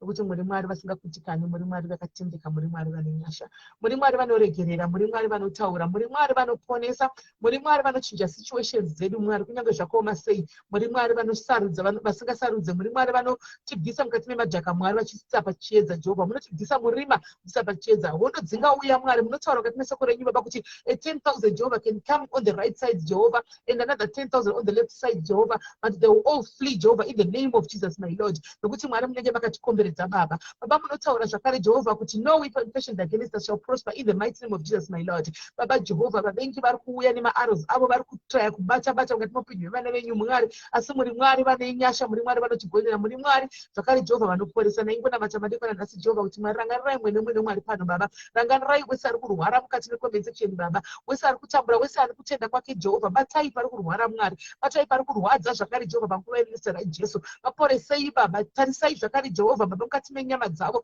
tarisai Jehovah pari kushungurudzikana poMwari, muise runyararo, muise pisi Baba, muise kuporeswa zvakare Jehovah Baba, vagodzoka zvakare Jehovah vachipurawo Jehovah kuru hwenyu nezita renyu Baba. Ndinonamata ndinotenda Baba zvitakunorara tese Jehovah, mweya inotendera usiku, mweya yemadzinza, mweya yakaipa, mweya yevanofamba usiku, mweya zvakare yevazvisero, mweya yevaroi, vamwe vanofamba masikati chaiwo Jehovah Baba, tinoirana nekuiparidza mukati meupenyu hwedu Mwari. Variko zvakare Jehovah vanorwa nesu zvakare Jehovah, vanorwa zvakare Jehovah vedzinza, vamwe vatingazivi Mwari, vanorwa nesu zvakare Jehovah, tina zvatakavakanganisira Mwari. Tinoti Jehovah we submit everything kati memaoko enyu Mwari, nokuti revenge Baba ndeyenyu Baba, haisi yedu. Muri Mwari vanoona, muri Mwari vasingakangani. Nezita raJesu tinokutendai, nezita raJesu Baba, timuke mumwe nemumwe zvakare Jehovah akachengetedzwa Baba, tiri vapenyu zvakare tiri vatano, nezita raJesu tinonamata. Amen. Amen guys. Ndapinda. We going. So guys, ndapinda. We'll see tomorrow. But guys, you are straining me, guys. You are straining me. You are straining me. Straining me, guys. Straining me. Umana, Wednesday, Friday, Sunday, guys, you are straining me. Come on, really, guys. You are straining. But anyway, ngati kudi ndeshamwari anditi ndeshamwari guys, marira zvakanaka, mari kuitira zvakanaka, tobatana zvakare mangwana, nyama nemweya zviri pano pamwe parudo rwaJehovha. Anditi don't disturb the prayers, guys. Do not disturb the prayers by tapedza kunamata. Now you go around in the streets again makunotuka. Anditi musakanganise minamato yenyu kana kuti minamato yaitwa pano. Tapedza kunamata tati amen munhu wese tizokuona kana kuti wakuenda kumastreet kunotanga kunotaura zvisina basa, kunotuka, kunodii. You disturb the spirit of God. You disturb the prayers that I. Tomorrow you might wake up with a breakthrough. Tomorrow you might wake up with a job that you were looking for. Tomorrow you might wake up with I want to testify. Be peaceful. Go there, go and play, go and socialize, go and enjoy. Kana patanga kutukanwa antika just watch, do not comment negatively antika panotarwa zvakaipa, do not conform yourself to the things of the world. Usagara panorangana vavengi, usawanikwa uri panorangana vavengi, panotaurwa zvakaipa usawanikwa chikanda zvako zvakaipa chiwedzera, because that's being together with the enemies nevavengi. Unenge tudziadzuka dziyamo choembavha ukapinda muvavengi vari kuita zvavanenge vachiita zvida kuparadza, iwe unojoina watori muvengi. You are not better than them. Makatongofanana. Saka be careful, endai mastiti, endai munotamba, endai munofara. Ukaona the devil is very clever. Akatoona kuti anenge adakupa mweya wekuti ukomente utaure zvisina basa, utuke udii, bata hana yako kuti Mwari kana kuti nechemwoyo Mwari ndiregerere. Mwari, today this is not my portion. Uko handikoko. Furatirai musiyane nazvo. Handiti tokumbodawo matestimony amunouya muchitaurawo pano kuti ini kubva zvandakasiya zvinhu zvakawanda upenyu hwangu hwakatora another shape. Ini kubva zvandakasiya zvakadai so upenyu hwangu hwakatora another direction. Handitika tiri kudawo matestimony wani. Ini guys, I always tell you, I am very happy every day. I am happy. Guys, handikunyeperi. I am ukona ndichitoya pana pandakari ndikurwara, ndichitoti ndakadai so ndichitorwara zvokutorwara. I am very happy. My heart is clean, my conscience is very clean. I have peace of mind. Guys, peace of mind ndava nayo. Handidi kunyepera pamberi paMwari. Peace of mind ndave nayo. Mufunge mumwoyo mangu munongozara peace. Ndingatove ndisina kana mari yechingwa guys mumba, asi peace of mind inenge iriti. Ndingatove ndisina kana mari yemwana yechikoro kuti ende kuchikoro, asi peace of mind iriti, of which ndochinhu chakakosha. I'm no longer bothered nezvinhu zvakawanda. And so I prayed, ndaishayiwa peace guys. At some point I would lose focus. That's not peace. The moment I started praying about peace of mind, peace of mind, I need to have a vision. I need to have peace of mind. Without a peace of mind, I am not going to be bothered. I am not going to be shaken. I am not going to be bothered. I'm going to be peaceful. Guys, peace whether ndakatoona kuti kwainganyurwa kuti kudii kana kuti ndapostiwa kuti kudii guys, my peace mazana ndemuza Mwari wangu ndakaso ndinongoseka ndozi kutoseka natongoti anoona kutodarikana ngosvika ndongera kuti repent. Atimazati kune mumwe muedzi ndichokuvinga guys, usina chavakanganisa, usina chavaitira munhu kana kudii, kungouya hake munhu kungozongoti uri komenda zvakanaka. Senge nesu ndakashikomenda pane miposti yabhudhuko kuna advocate kwe kungoti guys, handei tinovhota paiswa posti handei tinovhota, rikati rauya ghost mai mwana rikataura kuti haunariwe zvikazokaiaa unofanwa kuti ndikamuti naiwe musati vanese vakati kuti vakatomuti izvo naiwe asi une mweya vakanganisa kuti kudii kunyora kuti handei tinovhota, handei kuchange munhu asvikirwa kungoona handwriting yangu kuita ruvengo uzanyange ndakatomuti ndakangoti you know what my sister, repent whatever chiri kukurwadza chiri kukuvava. I just pray kuti Mwari vakupe peace of mind within you, because hauna peace, you are hating.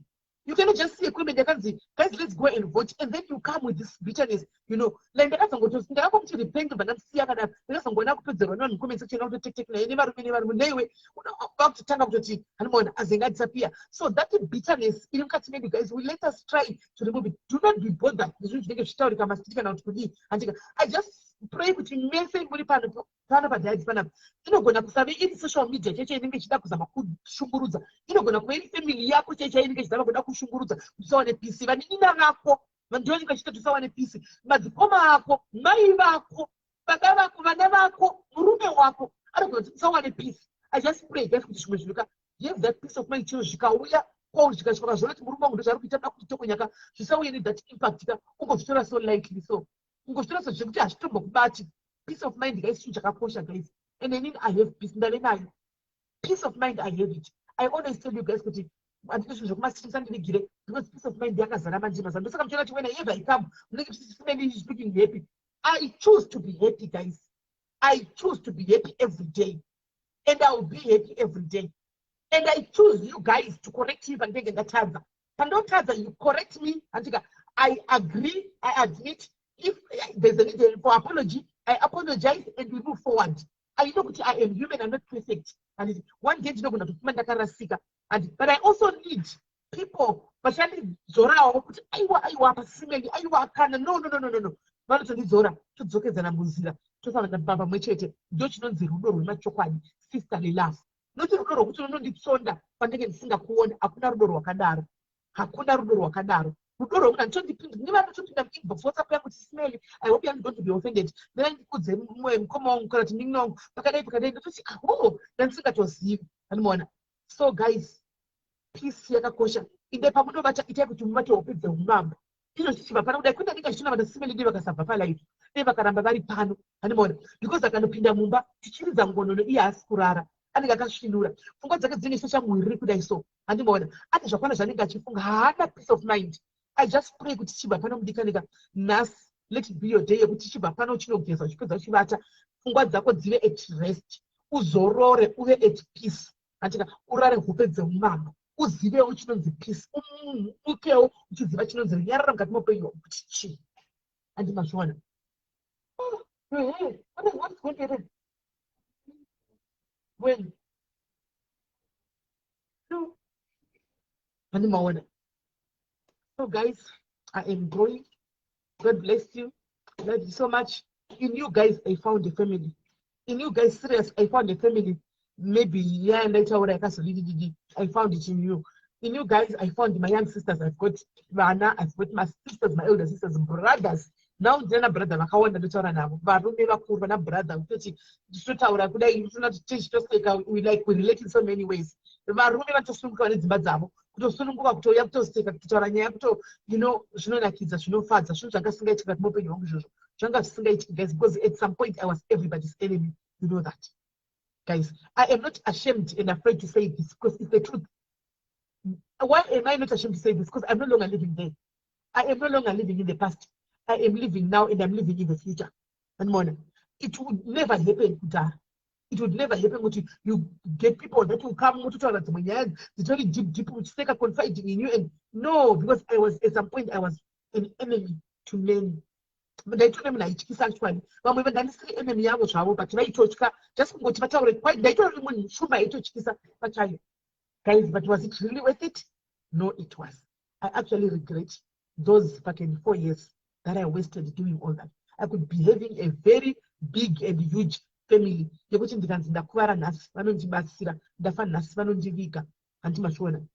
anyway, it's life. We all make mistakes. But what is important is we learn from them. This is what I say because it's the truth. Because I'll be also lying to myself. So, because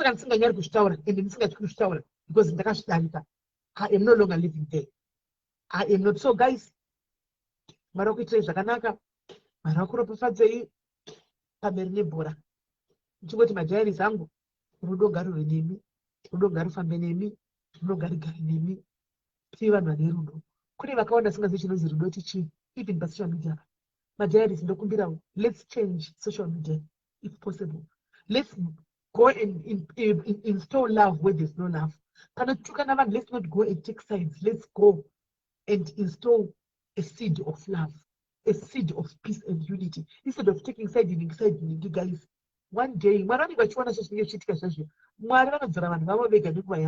handimaona kana nguva yakwana mwari kudaudzira munhu wake mudzosa mumuforo anomudzosa handimashuwani saka kandei patinosvika papaya let's go tinoisa rudo let's live with this yokuti timu ningi and hating other people tichivatuka ndotomuvenga ndinganondishota ndinganodai. I don't think it's worth it, guys. Social media, I don't think so. I mean, I don't know, but I don't think it's worth it. Mwari katingodai munhu sezvaari semunhu wese ane mistakes ake anditi guys tobatana